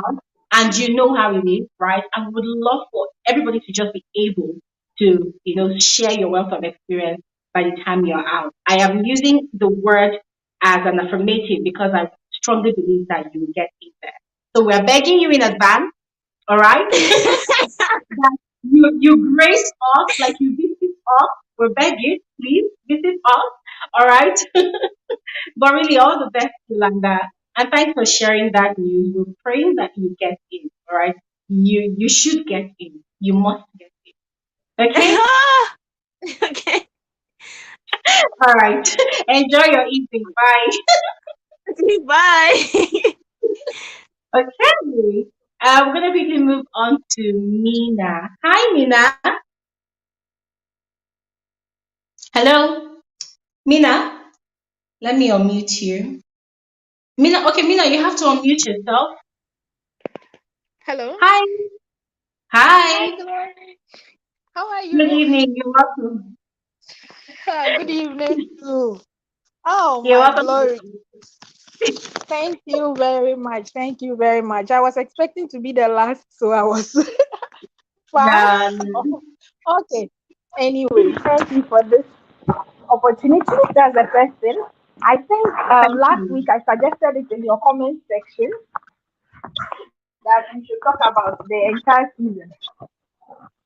The Can you hear what? me? Yeah. Yeah. You said. Please Hello, carry on. Glory. Can you hear Yeah, me? I can hear you. Carry on. Carry on. I can hear you. Okay. Yeah. I think last week I stated it in the comment section that I wanted us to discuss this. We should discuss the entire season of the show. So I'm happy that this week Oh we yes, decided yes, we should do that. However, Gloria, yes. I have a fight with you, a grudge. I think last week you didn't thank those of us in your comment section when you were thanking people. You only thanked those who joined the live stream. You know what? I am so sorry. Usually I thank people in the comment section. I think it skipped my mind that day. My sincerest apologies. I'm so sorry. Like, who am I? I'm so sorry. Anyway, let me get straight to the point. Thank you very much, Glory. Okay, Yeah. so I think most of the speakers have said the stuff I wanted to say, but I just want Okay. to also express myself a bit. I think the first one, I agree with Glory. Laurie said something about the selection, and I agree with her. I also had a problem with the selection. I think the selection was flawed from the start. That's what I think because I've been trying to understand what was the essence of the two levels. Hmm. Can someone really answer that question? Because I've been thinking over it. I've been trying to get what was Big Brother trying to achieve with the two levels. Then Hmm. somewhere in the middle you introduce level three, which was actually useless. I don't know what the level three was supposed to do. Like as Queen said, we thought maybe those who were going to the Hmm. finals will be taken to level three and then the rest will join them. Why would you spend money to Hmm. do all that? And then the level is as useless as the word useless. I don't get it. Now, with the selection of the housemates, I think there has been some arguments in the comment section which I was following. People saying Hmm. that level two were weak, something level one was physical, and people are trying to redefine physical and all that. I think that Hmm. level two was made up of a lot of creatives. Yes, they were intelligent, but most of them were creative. Level one, they had more mental fortitude. That's what I want to say because I don't think it was really about physical strength, but it's like they had this can do spirit. They were not people who give up easily. Level two housemates were more like, okay, we tried our best, we couldn't get it, let's go. The worst part was when Brian got to the second stage of that head of house challenge. I don't know if you remember the broomstick when they were supposed Hmm. to count those broomsticks. And he just mentioned, was it 50 or something? I was like, Brian, how can you tell me all these broomsticks will be 50? What are you talking about? So I don't know. The level two people, I just think they were just not ready or they were not being pushed. They were not forceful. That's what I'll say. They were not forceful to really win. Yeah, because Gloria, I can't really understand. I can't say they were weak. We cannot say they were weak.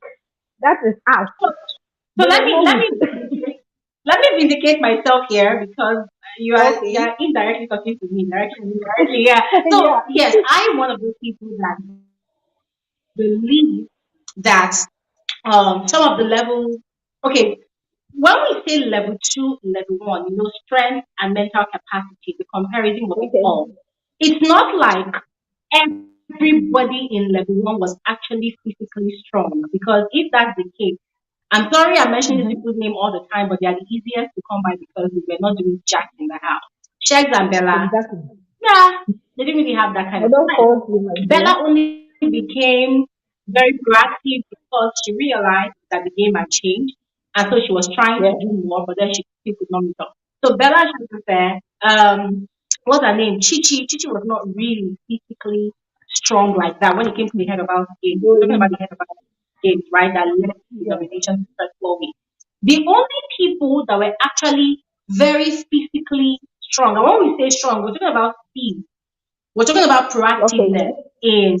in Yes. sports, right? Competitive Mm-hmm. like that. Was Adekunle, Mm-hmm. Hermes, and what's his name, Hello Hello, Swag, Swag. that were actually doing well. I mean, look at the Tony, all the muscle he carried in his chest and his arm, but who could not He do was jack. half naked.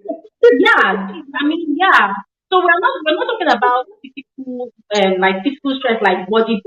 No, speed, Mhm. proactiveness in thinking, the mind of a gamer when it came to sport, right? For Exactly. I think level that's the two, thing. we did, yeah, exactly, yeah. So for level two, we did not really see a lot of that.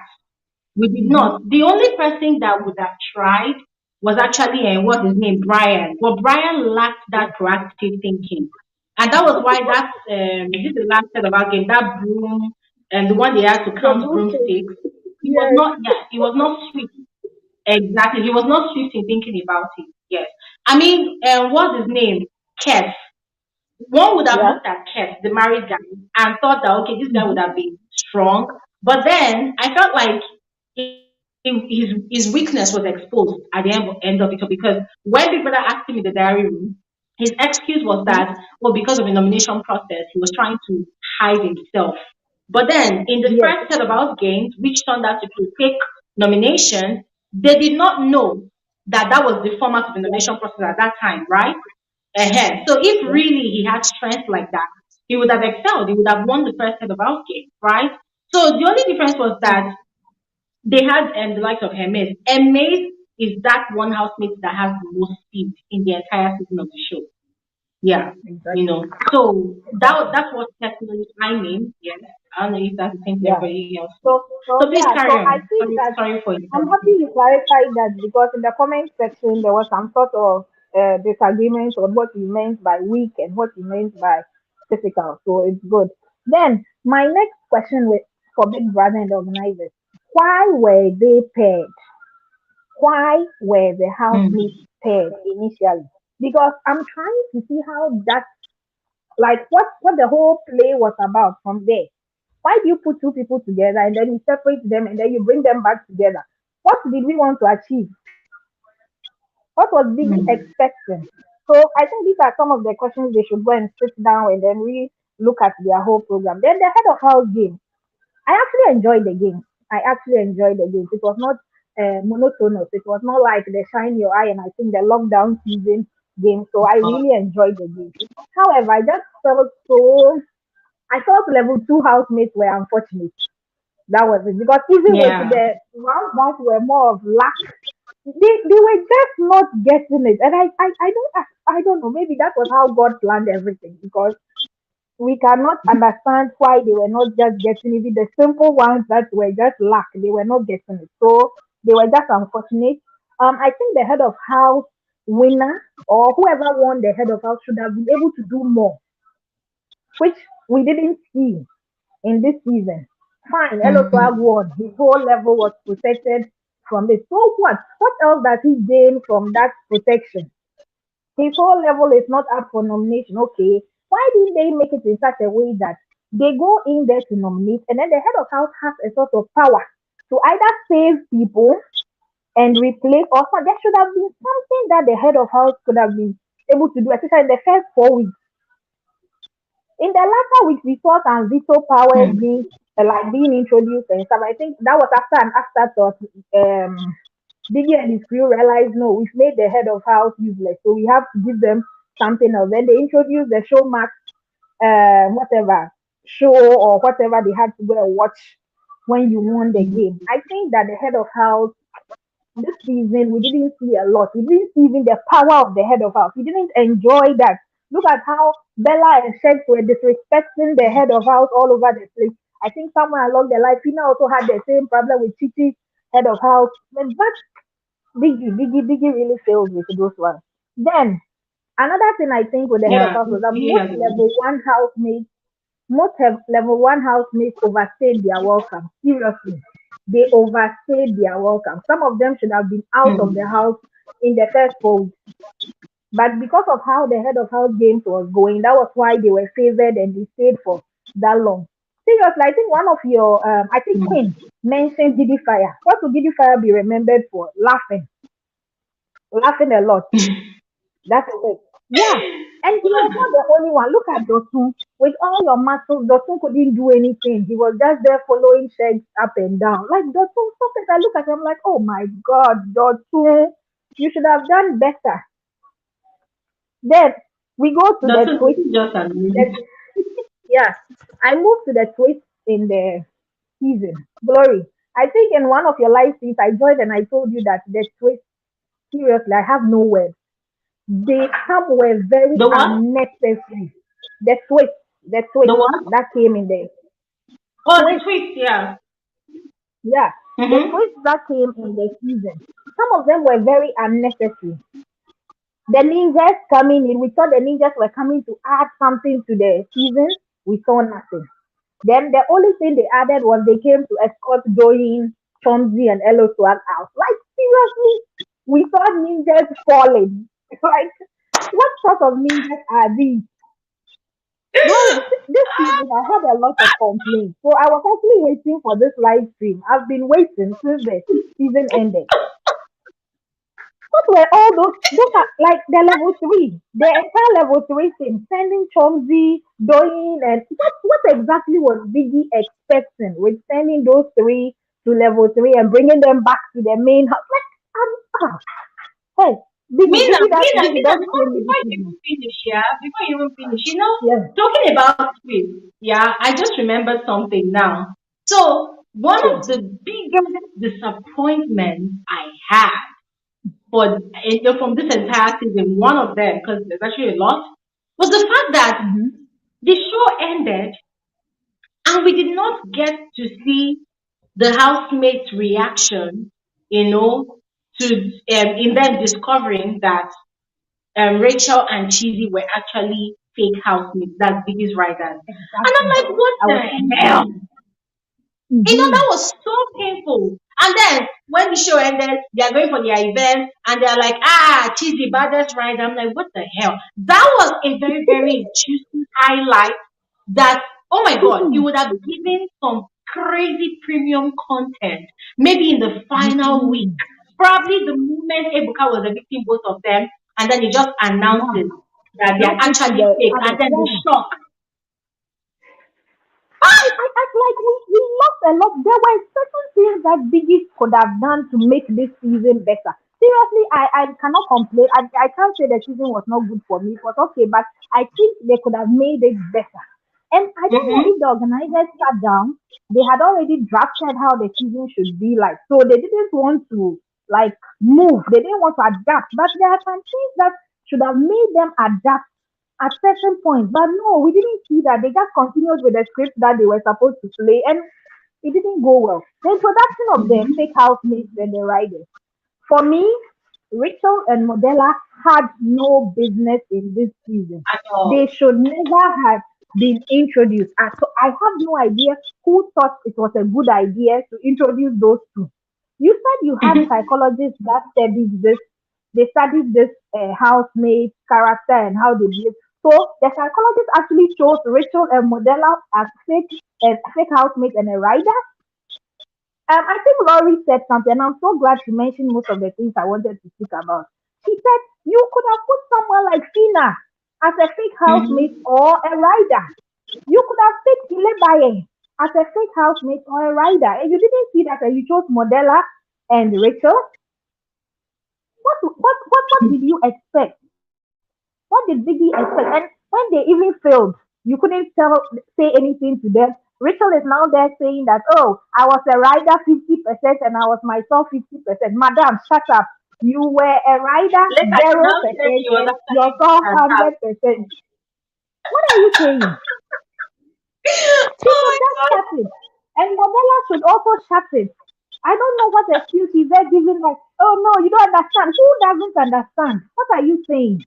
You knew from the start you were a fake housemate, so what were you expecting? Glory, God. these people are just annoying me this evening. Then the next thing I want to talk about is disrespect. This season, seriously, I saw a lot of disrespect for Biggie, for the rules, for the organizers. I don't even know which of them I should rank as the highest. In the It first was place, I would a say that maybe Biggie enjoyed it himself because I am trying to understand why he was not dishing out warnings or punishment. I don't know. Something was wrong. Something was wrong with Biggie. I don't know if maybe after Beauty's disqualification he decided to just be lenient. But I think the mm, leniency was taken as his weak point. This season's housemates didn't need that leniency. They didn't because looking at the characters that were there, someone was suggesting Chichi and Fina should have been in the same level. Please, what are you talking about? Did you want three disqualifications? Because mm, if Fina and Chichi had been together, there would have been fire every day, and then we would have mm-hmm, seen both of them being disqualified as well. I don't mm-hmm, think that that would have been a good idea at all. Anyway, I don't think so. Then Bella shared Titi, Fina, they were all disrespectful to Biggie at a point in time. With Amaka's issue, I don't know. Seriously, I think we need to ask Amaka what was really wrong with Amaka. Why was she continuously breaking the rules? What was going on? Because seriously, it got to a time I was thinking maybe she was having some mental issues or she had a lot on her mind, like something was disturbing this girl. She needed to see a psychologist because Biggie has to keep reminding you. I think her eviction was a disqualification. Seriously, that's what I said. And I stated it in the comment section, Glory. Because I think Biggie had just had enough of her and he was looking for a way to get her out of the house. So all that immediate eviction thing was just part of the plan to get her out of the house. That's what I think. Then we go to I agree with you because in a way Phoebe. it seems like that in a way because Yeah, I was watching seriously. today and the way people were just calling Amaka's name, even people that she Yeah. did not even offend, I'm like, ah, She what's did not happening give you here? anything to It them. They felt were like all that. mentioning Amaka, Amaka. Because Glory, I kept on saying, what if they had mentioned Fina's name? Would Biggie had let Mm-hmm. Fina go? What if they had Mm-hmm. mentioned Sheg or Bella? Would Biggie had Mm-hmm. let them go? So it all looked like Mm-hmm. he wanted Amaka out, and he knew that that was the time to get her out. So he played his game. Then the rules. It looked like this season there were no rules. Aside beauty, there were no rules Yeah, in the game. true. Everybody came to do whatever they wanted to. Then they would tell us, "Oh, we are Gen Z, we are Gen Z." Shut up, Gen Z, my foot. What are you saying?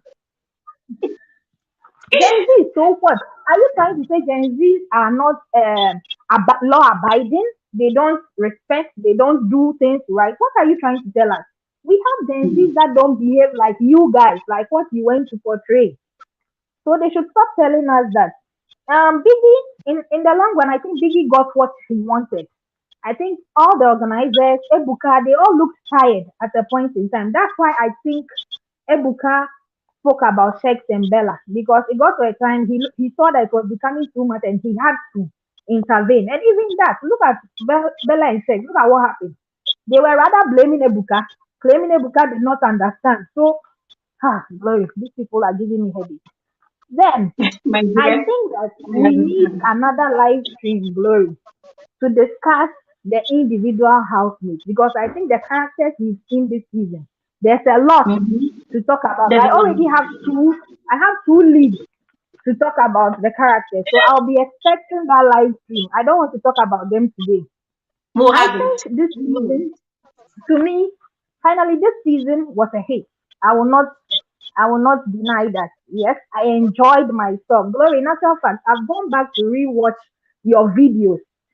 So I am just waiting for the next live stream so that I can talk a lot about. I've gone to watch from the one to the last one. This season, Wow. the drama was over the top. Over It was. the top. It got to a time I thought I was having a mental breakdown. And I still even have a mental breakdown because I continuously join these spaces which keep on dragging people. And I don't know what I'm gaining from there, but I keep joining them. The season was explosive. It was Mm-hmm. explosive. The word explosive cannot even describe it properly because this season it gave me everything. It gave me the highs, it gave me the lows, it gave me things to think about, things to learn because I've learned a lot too from this season. I've learned ways that I should train my child because I don't want my child to become what I saw on TV. So I think this season has given me a lot. I love the unpredictability of the winner even to the final day. I think that Yeah. Glory, you also played a bit on us because I went to watch your last video, one of your last videos before the final, and someone wrote, "Oh, Fina might win this," and Glory was like, "Are you sure?" The way you reacted, I was like, "Hey, does Glory know something that we didn't?" Yeah, seriously. So I think this season was unpredictable. Yes, it could have gone anyway. Bella could have won. Adekune could have won. Even Chichi could have won. So I just think that God had a plan for everything, and in the long run, Fina was destined to win, and she won. Yet you said Yeah. something about her being hardworking. I wanted to mention that, but I think the speaker before me had said it already. So I think she worked for this win. No one can She take did. that away from her. She Tina did. participated in task. She was there for wages. Look at the sort of things she was doing. She was helping everyone out in one way or the other. This girl actually played her cards well, and we can't take that away from her. So Yeah. to me, I She played thoroughly the enjoyed game. this season with all the flaws and all the twists that were unnecessary. I still enjoyed the season. So to me, it was a hit. Glory. Thank you very much. And please, my Santorini gang, I know they are down there writing, mean I mentioned You us, mean I see mentioned us. people, the things people are doing in the comment Please, section, yeah. I please, think my I think even Santorini gang, even does I remember you. and her name is I think people shading I the two remember game. them all. People are calling them bodyguards. Eh? People are calling Popular Shed bodyguards. People are calling Oh Hermaine my God. Shed food handler. You people are not nice at all.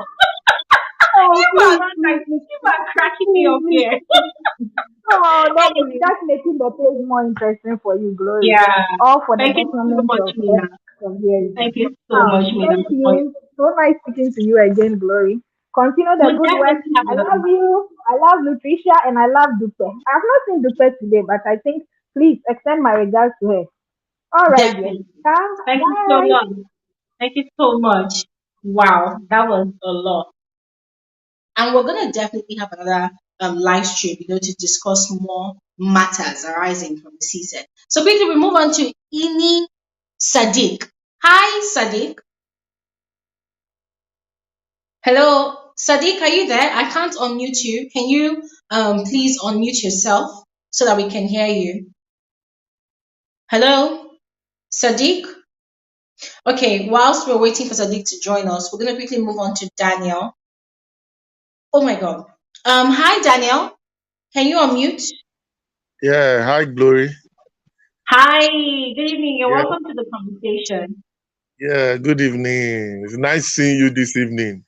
Thank you. I yeah, I haven't been online for some time because of one or two things. So Wow. immediately I remember that today was live stream. I said, "Oh, I hope I've not missed too much." So I said, "Let me come and join."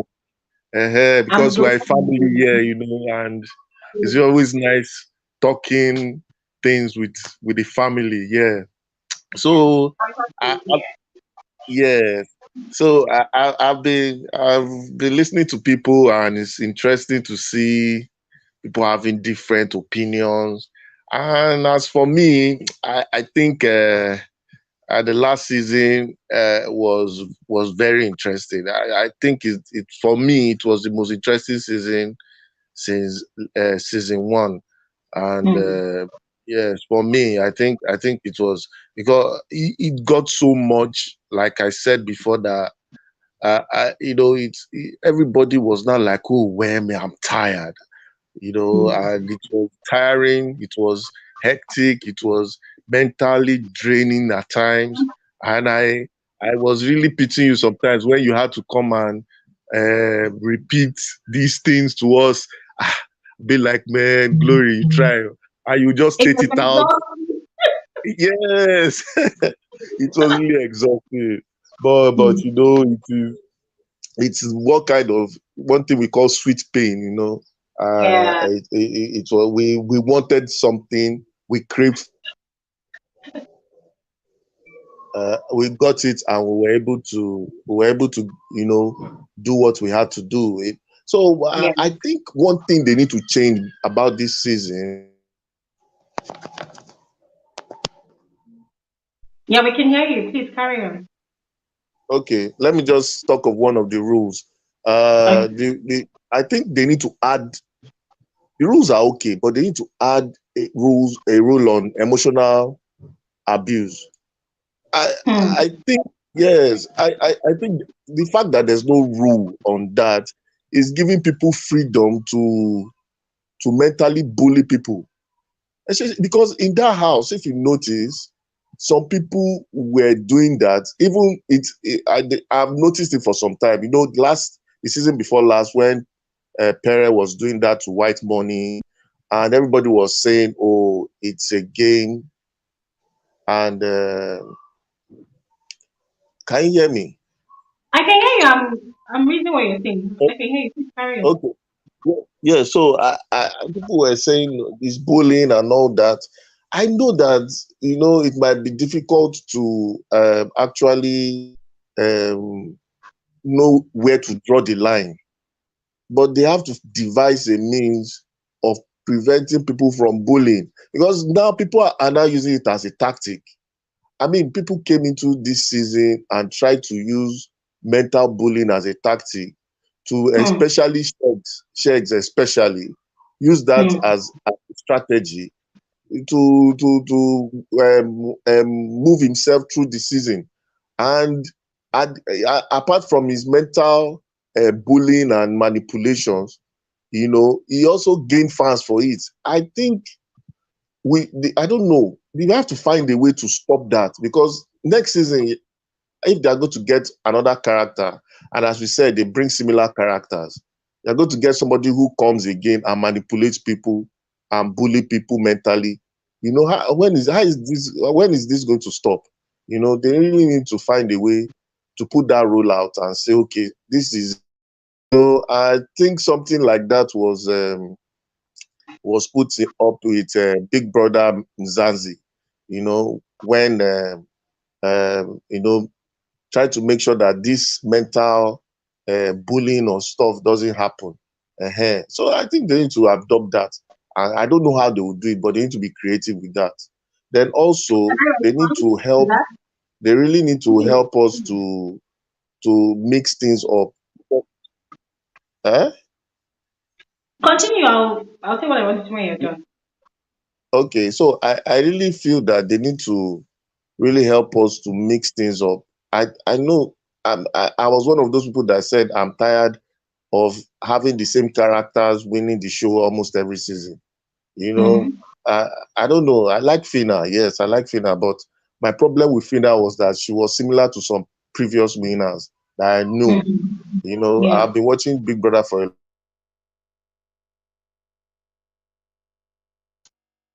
Hello, Daniel. Are you there? Daniel? Okay. And Okay. We lost you for yeah, a bit. Continue, please. okay. Okay. So if we have like uh, a certain character that usually wins the show, there are some characters that don't win the show, especially Mm-hmm. characters that are calm. I'm not saying they are not Mm-hmm. strong. They might be strong, but maybe they are calm. They don't bring enough drama. They are not crazy enough. Because there are some characters that Nigerians like and other people like. They like people that are a bit crazy. They like people that are a bit, have this X factor about them. Hey, why don't you just give us maybe 20 characters of those kind of people? Because what you do when you bring somebody different or somebody that doesn't have a chance, like somebody like Christy O, for instance, didn't have a chance this season. Hmm. Hmm. Makes sense. I get what you're saying, Daniel. Are you there? Hello, Daniel. Yes, the network is really dealing. But can you hear me? Yeah, I can hear Yeah, you. Please carry on. yeah. So there are some characters that are really not, they don't have a chance to win the show. Like someone like Yeah. Christy Ho didn't have a chance. Mm-hmm. So why don't you give us 20 finals? Fine. Hmm. We know that this is what people like. Then it Hmm. will not become competitive. I just feel Ah! that it is really unfair at this point in time. They know what Nigerian wants. And you Hmm. now get one character. Even the only character that was similar to Fina in that house a bit was Cheesy. And even Hmm. even even even even Fina said it that if she was watching the show from home, she would She have was. loved Cheesy. Yes. So and I think that was also the problem why that was also the reason why Big Brother did not reveal Cheesy and Rachel as riders, because they wanted to keep the remaining housemates guessing. Because for somebody like Fina, if she saw Cheesy leaving, she would be like, "Oh, if Cheesy can leave, then because according to her calculation, Cheesy is meant to be like top two or top three or something, and Cheesy is leaving. That means her chances, she doesn't know what her chances will be. So she cannot be confident that she's going to win or something. Unlike past seasons where people already know that they are not going home. Hmm. So I think they really need to give us characters that bring drama, that what we are looking for. Then it becomes really competitive. Then we will now know that okay, this season was really unpredictable. We didn't even know we win. When you bring somebody, compare somebody like, I'm sorry to call her name all the time, Christy O, for instance, and you put a Fina behind with Christy O, no, you're going to choose Fina all day because she brings a lot of things to the table. So I think the selection needs to do better. They need to give us what we want. Bring 20 characters, 20, whatever amount of people you want to bring a season, we give us these people. Then we can now enjoy ourselves and be thinking, okay, who will win? Another thing I want them to change is the nomination process. I said it before that if they want to do like a housemate only to vote Mm-hmm. for our worst Then, housemate, let them do it. Yes, we have to. Something has to change because it's getting repetitive now. And they have to do. They tried this season. They tried to do many things different, but at a point it was getting too much. Level 2, where level 3 was no use. There were so many things that were not necessary, but they tried. We have to give them 100 for the effort. They really tried. But yeah. they have so many things they can do. Yeah. So you wanted to say something, Glory? Yeah, I mean, first off, I love your second suggestion. It is a fantastic one, and I totally agree with you. And you hit the nail on the head because you're so right. Because in a bid for the organizers to try to bring in different personalities from different backgrounds, different walks of life, they end up bringing people that are boring. I mean, let's call it spade a spade. They end up bringing people that Yeah. are boring. And by Yeah. now, they should have known that the kind of people that the viewers want to win the show are people that are from the street, the underdog. So I kind of agree with you. If they want to experiment further, since it's a social experiment, right? They could just go ahead and bring 20 people or 28 people from the street and let's see which one is crazier than the other, right? Maybe if Yeah. we have one house where everybody is shouting who they, then maybe it will be very competitive as you said, right? It's not Yes. true Yeah. now. If everybody wakes up in the morning and is shouting who they, I was born from the street made a queen, the street made a king. If Yeah. everybody is saying that every single day, maybe yeah, it's going to be a very, very stiff competition, right? The viewers will not just easily say, okay, this one is from the street. So everybody is from the streets, right? So we will see which person will win. I think that that's a very, very fantastic idea for an experiment, for a social Yeah. experiment. And I wish they would do something like that. I would love to see something. I really love that. So what I was going to respond to was the first thing you talked about, a rule guiding emotional abuse. So I think in the rule book they have a provision for goading. Goading is like intentional provocation, right? And the truth is, from season to season, housemates will do it a lot. The only difference is that when they now make it very, very intense, when like what Chichi was doing to Diana, what Beauty was doing to Ilebaye before she got first strike, right? You go into the person's Yeah. space, you are infringing on the person's personal space in the sense that you can, instead of you to be over there saying what you're saying, you're right there in the person's face, and you're like, oh, I'm in your face, I'm doing this in your face. So I feel like what people are doing is people are waiting for it to get to that extent, where the other housemate infringes on the other housemate's personal space.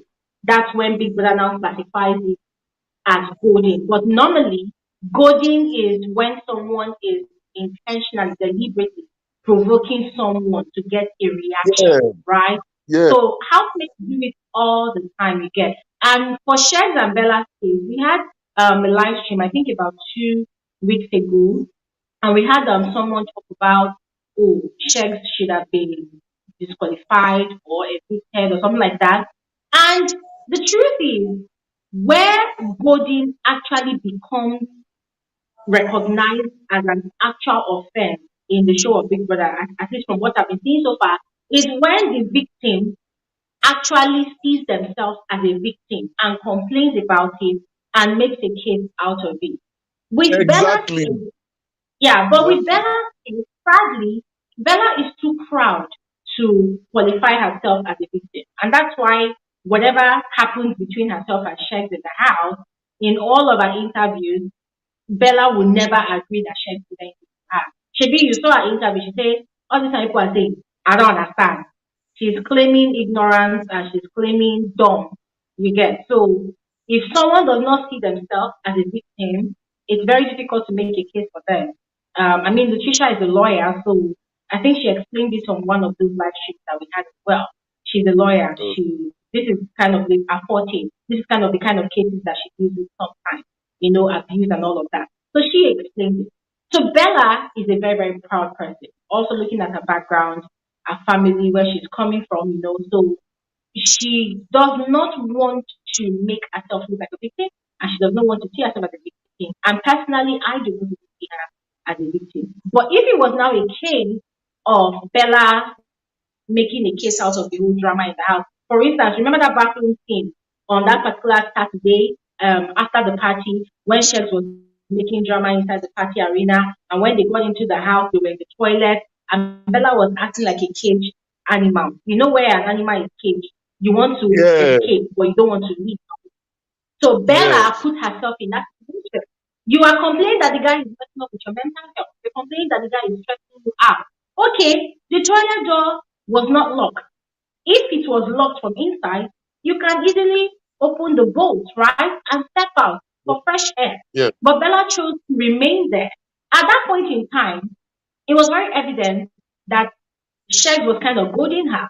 Oh, if you mess up, I'm gonna go back to my ex. You are threatening the girl. You're actually provoking her because you want a reaction. That's also goading. yeah, That's the emotional abuse we're talking about.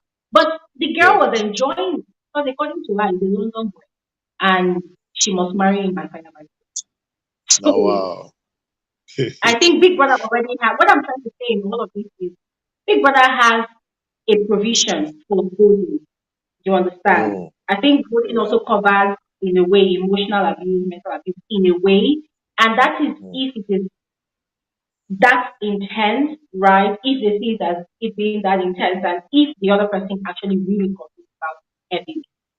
I don't know, yes. shall Okay, yeah, that's I know it will be difficult. It will be difficult to draw the yeah, line. That I yeah, know, but they have to find a yeah. way. Whether they are going to do it like maybe consistent provocation or something. Maybe Mm, provoke the first time, the second time. There should be a limit to your provocation or something. yeah. They have to just find a way. Because as Doyin was saying in one of our interviews, that she had to go for therapy inside the house. Off camera. So that's just it. Mhm.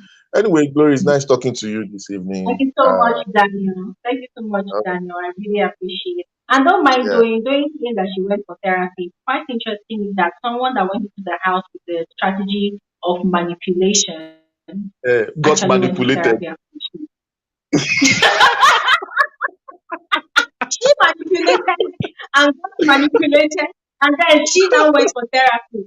Very interesting set of monsters. My Very, God. very, very interesting.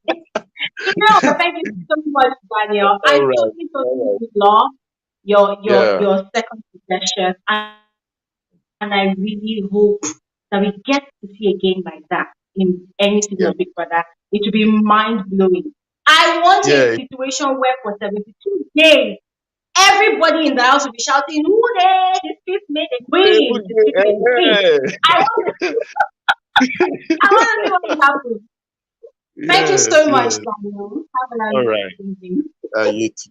Okay. So yeah, our last speaker for tonight, Ini Sadiq. Ini, Hello, I Glow. hope finally. We tried getting you on board earlier, but we couldn't hear you. I'm glad you're here. How are you? Can you Ah, hear me? Ini Sadiq, are you Can you there? hear me now? Yes, I I am. can hear you. Please don't leave again. Oh, I'm I so can hear you. You're welcome to the conversation. Hello? sorry. Wow, I think you have a connection problem. Can you hear me? Yes, I can hear you now. I'm actually working with my phone, so a lot of phone calls keep coming in. So it knocks me off. Oh, Yeah, okay, so okay. I just want to quickly hit it. This Big Brother season was a 55-45 for me. 55 Oh, hits, 45 miss. okay. I think already we have a WhatsApp group of intending Big Brother housemates. I think they are all lined up, getting to come into the house already because they all know themselves. If you really want to see, it's like a circle. I would want You're someone to right. go out and not know Nengi. I want someone to go out and not know Lekon. So when I keep seeing all of them knowing each other, tallying in the same agency group and all that bullshit, I just see it like, okay, it's a WhatsApp group. So maybe Titans, there are a lot of people waiting for Titans already. So if you've Yeah, auditioned, good luck to you because the WhatsApp group has to be picked. true. So then another thing with a lot of people, when I hear people talk about strategies, why did you go to school? We all strategize in life. Mm-hmm. Are you there? Bags. Come, Ini? yeah, hello? Can you hear me? Okay. Why would you pack your Yeah. bags, come to Big Brother house? That is not where you want to go for vacation. Try Mm-hmm. Zanzibar. Go there and rest. Don't come here and rest. This is not a resting ground. Come up with strategies. We want to see you. That's why you went to school. Strategize. A lot of people were just Biggie fucked up a lot. I wanted to see 28 Madhouse. I didn't want to see 2 channels. I got pissed at some point. I stopped watching one level. I wanted to It was see tiring. Madness. Yeah. A lot of people started, people are easily We can't hear you. Ini. Hello, hello? Ini. Yeah, sorry. They can't show off themselves and say, this is who I am. Look at Dotun. What was that? You can't tell. I'm so sorry. I enjoyed this Big Brother because I had a partner watching the Big Brother with. So if you anybody watching this Big Brother alone, trust me, you hit the wall so many times because you don't have anybody to show off and say this is what is going on. At some point, I was like, am I watching Big Brother children? I will tell you, fuck off. I'm so angry Hi. that I was pursuing a lot of things in my life, and I didn't really have that time to say, let me go and be a celebrity. I don't even need it. But if I'm supposed to be in the house with you, you tell me something, I will tell you to your face, excuse me, this is not how it's done. I'm not there to kiss ass. Let's not Mm-hmm. forget that's a game. If you don't Mm-hmm. vote me out, I'll vote you out. What is that one you people will be crying on nomination day? You don't want to go to your house? Have that at the back of your mind.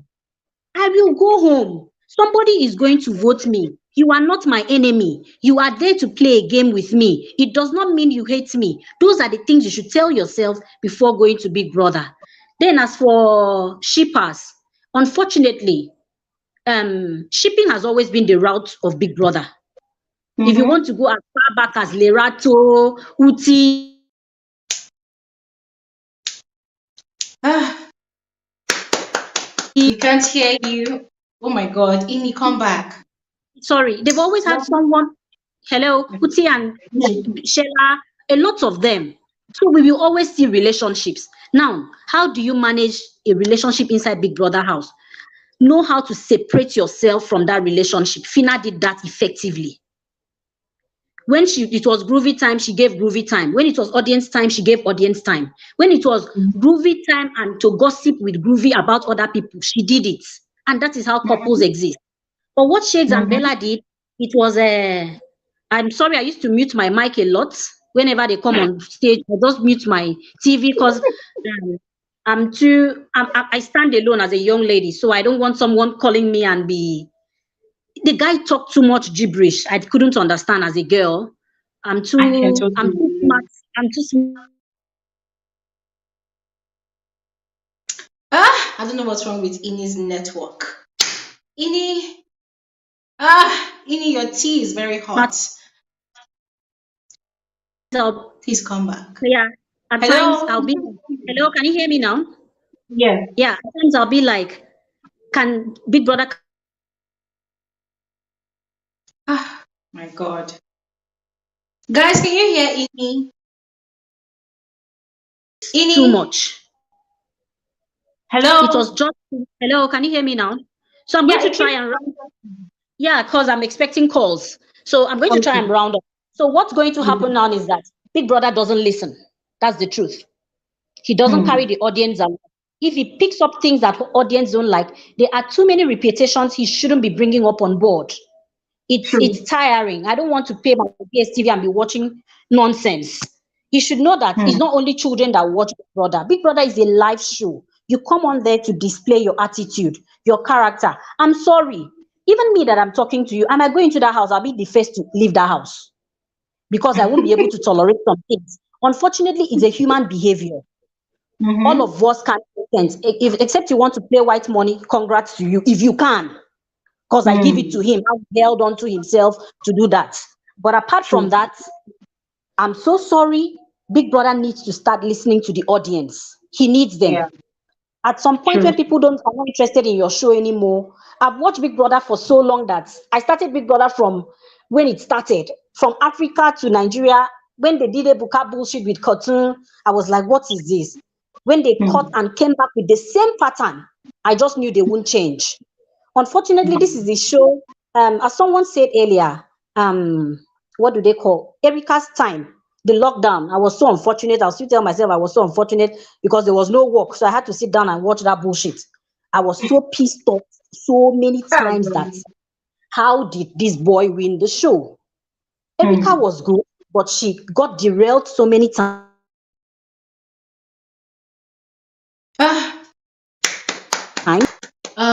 Okay. You know, Yes, Ini, please carry on. yeah. Someone like us don't really stand a chance, but he didn't know how to manage his relationship with the girls. That really what flawed his game. But apart from that, he was the star of that season. Erica was a fine girl, kid wire thing, but no. Later, that boy talks like a little chick that has been heartbroken so many. I've never seen it. So Big Brother really needs to go back to the drawing board. Bringing Chomsy back to the show, I saw that as a flop. I thought they didn't really have what to pull over at the game anymore for us and all that. But apart from that, I think it was a successful show this time around. I enjoyed it. I enjoyed it a little bit.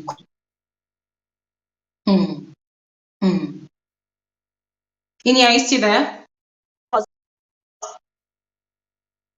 Sorry, please. Hello? Sorry, I'm wound up now. So I'll be everywhere with my earpiece because I don't want to miss. My sleeping pattern changed because I didn't want to miss. That's the first time. Every other Big Brother, I'll wake up and watch on YouTube. But thank you very much. You're doing fantastically well. I had to follow you everywhere because when I got pissed, I needed a way to vent and I came on YouTube. You were the only person that gave me what I wanted. So that's how I got stuck on you. So thank you very much. I'll always be here for you. Yeah, Thank good you night. so Bye. much. Yeah, I like it when people are doing fire. I like, you know what you said from the start? Oh my God, that is so spot on.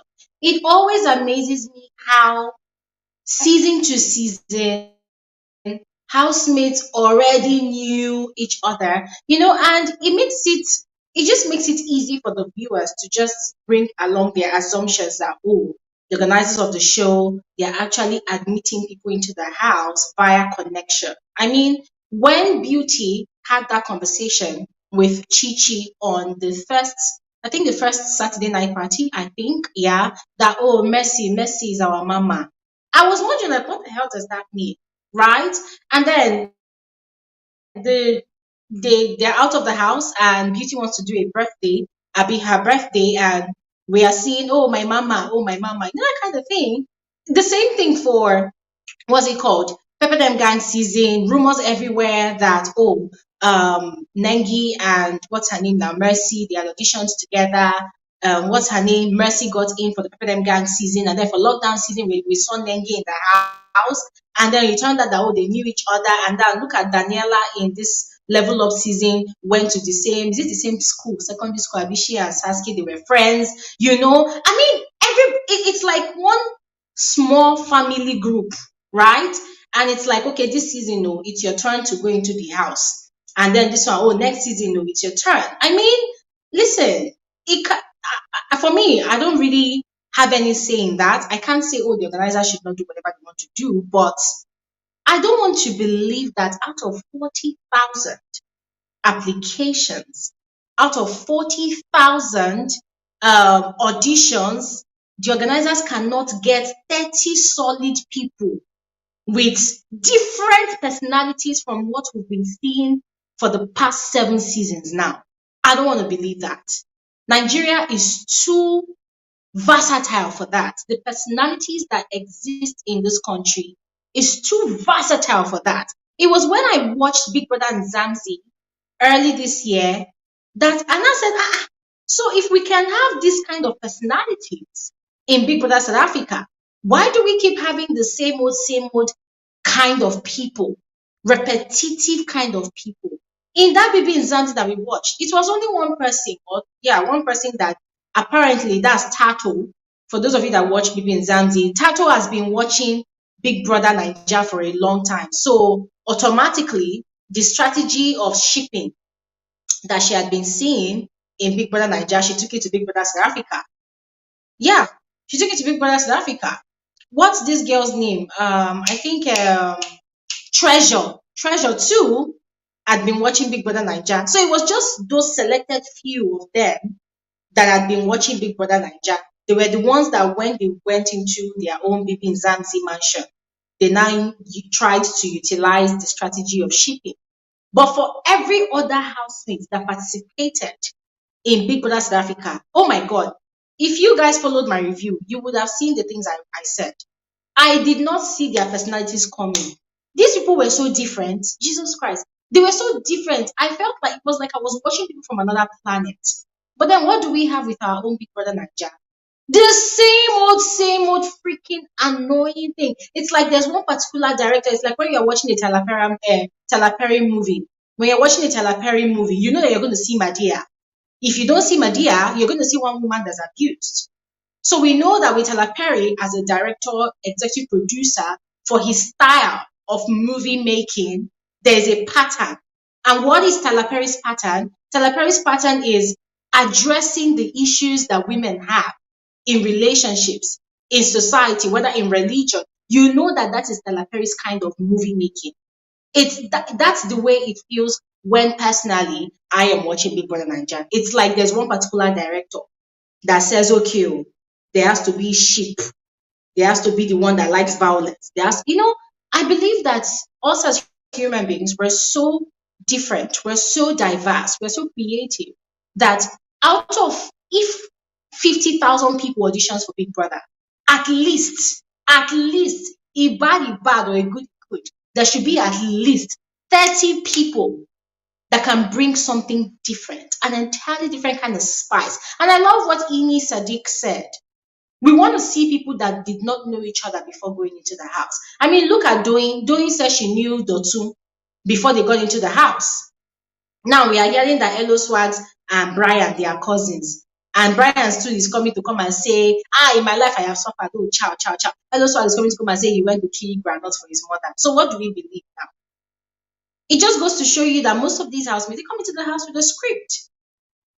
They want to be like their predecessors. They want to be like their friends or the people in their clique that has gone into the house and played the game. Why? Because they know that when they come out, whether they win or not, there's going to be a set of delusional people that's going to say, oh, so I think at this point in time, that structure, that particular style has been exhausted. I feel like they squeezed out all the juice. It's not sweet anymore, dear Big Brother organizers. It's not sweet anymore. Bringing the same old kind of thing, it's not sweet anymore. I long to see a season of Big Brother where there's going to be a ship, a couple, and Big Brother will just vex and separate the whole thing. We must not have lovers in the house, please. If it is real love, it will stand the test of the whole season. If it is not real love, then hey, to hell with everything. People will definitely meet new partners in the future. Yeah, I feel like at the end of the day, most of us are not even ready to get married. Yeah, so let's not kill ourselves over it. So thank you so much, Ini, for bringing that. The way you put it, like it seems like there's like a WhatsApp group of selected candidates already. Also, for every season, you can just pick this one and put. We're tired. It's now overwashed. You know where you've washed and washed and washed. We're over and done with it. It's overwashed. That juice is finished. There's no juice inside anymore. Next season or any other season, we don't want to see somebody that knew Messi. Messi Eke has become the mama. Oh, Messi Eke is our queen mother. Which clique are those people coming from anyways? I don't understand. In Bella's words. I don't understand. Which clique are they coming from? Oh, I knew this one. Oh, I knew that one. So, ladies and gentlemen, I'm tired. I totally agree with Ini. I'm tired. And as I said at the start of this live stream, the structure of this season, it had amazing potential. All the new introductions they brought into the show, it would have been a massive, explosive hit for a season. Bigger than what it is, to be very honest. But all of those new additions, they were not properly utilized. They ended up being useless. Yes. So if next time they're going to be utilized, they should be properly utilized. Right? Oh, and one final thing. Dear Big Brother, that head of house bedroom, please never again, was an eyesore. It was so bad that whenever the camera shows the designs on the walls, I felt like puking. It was so bad. It was bad. There's no other words to describe it. That head of house bedroom, I feel like that's like the worst that personally I have seen in the history of Big Brother Nigeria. It was so bad. It was terrible. All right. So, ladies and gentlemen, thank you all so much for joining. Mina is saying, Glory, your video did not drop about the female Bbnaija stars. Don't worry, the video will drop this week. This particular week, I was really busy and unavailable. But this new week we're going into, trust me, videos are going to be dropping like wildfire. All right. So, thank you all so much for joining today's conversation. It's really been a very, very interesting conversation so far. Thank you all so much for everybody that contributed, that spoke virtually. Thank you all so much. I really appreciate your contributions. And for you, fantastic, amazing people in the comment section that has been keeping the comment section popping. I'm seeing all of your shades. If I'm looking for trouble, if people are seriously dragging Shaggs and his people, I beg you, I'm not jail, I'm not jail, okay? I'm giving Shaggs a break for now. So, but you guys are simply amazing. You guys have kept the comment section popping. It's been really, really interesting. I've been having a good laugh on here, just reading your comments. You guys are simply fantastic. Thank you all so much. And for those of you, my silent viewers, yes, you don't speak to contribute. You are not in the comment section. You are just there viewing. You are equally appreciated. Thank you so much for adding to the numbers. Thank you so much. God bless all of you richly. And yeah, this is where we're going to be ending today's YouTube live stream. And guys, sincerest apologies to those of you. I promised a video about how I found my way to Zanzibar for vacation. I've seen your questions. I told you guys that on my Zanzibar vlog, I told you all to drop your questions on what you would like to know.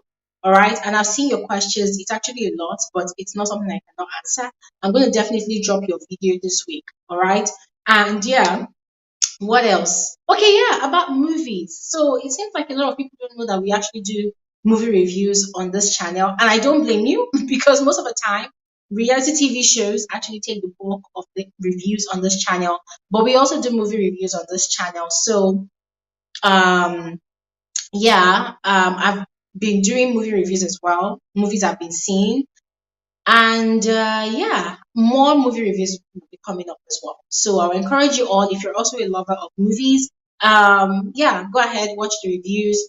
And if you would like for me to watch a movie and review it, please recommend. All right. So I'll probably have to drop a post on my community tab and ask you guys to recommend movies you would like me to watch and also come and review. So I think that would better help me give myself direction now to go about it. All right. So thank you so much. Oh yes.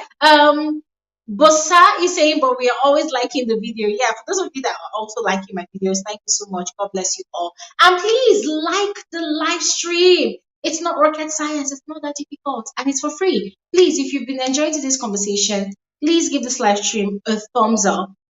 Give it a thumbs up. All right. It does not add money to my account. It just goes to show that you guys actually enjoying the whole thing happening here. All right. So thank you all so much. You guys have been really amazing. I will see you guys on another interesting episode of Frankly Speaking with Bbnaija. Do enjoy the rest of your weekend. Have an amazing evening. Bye.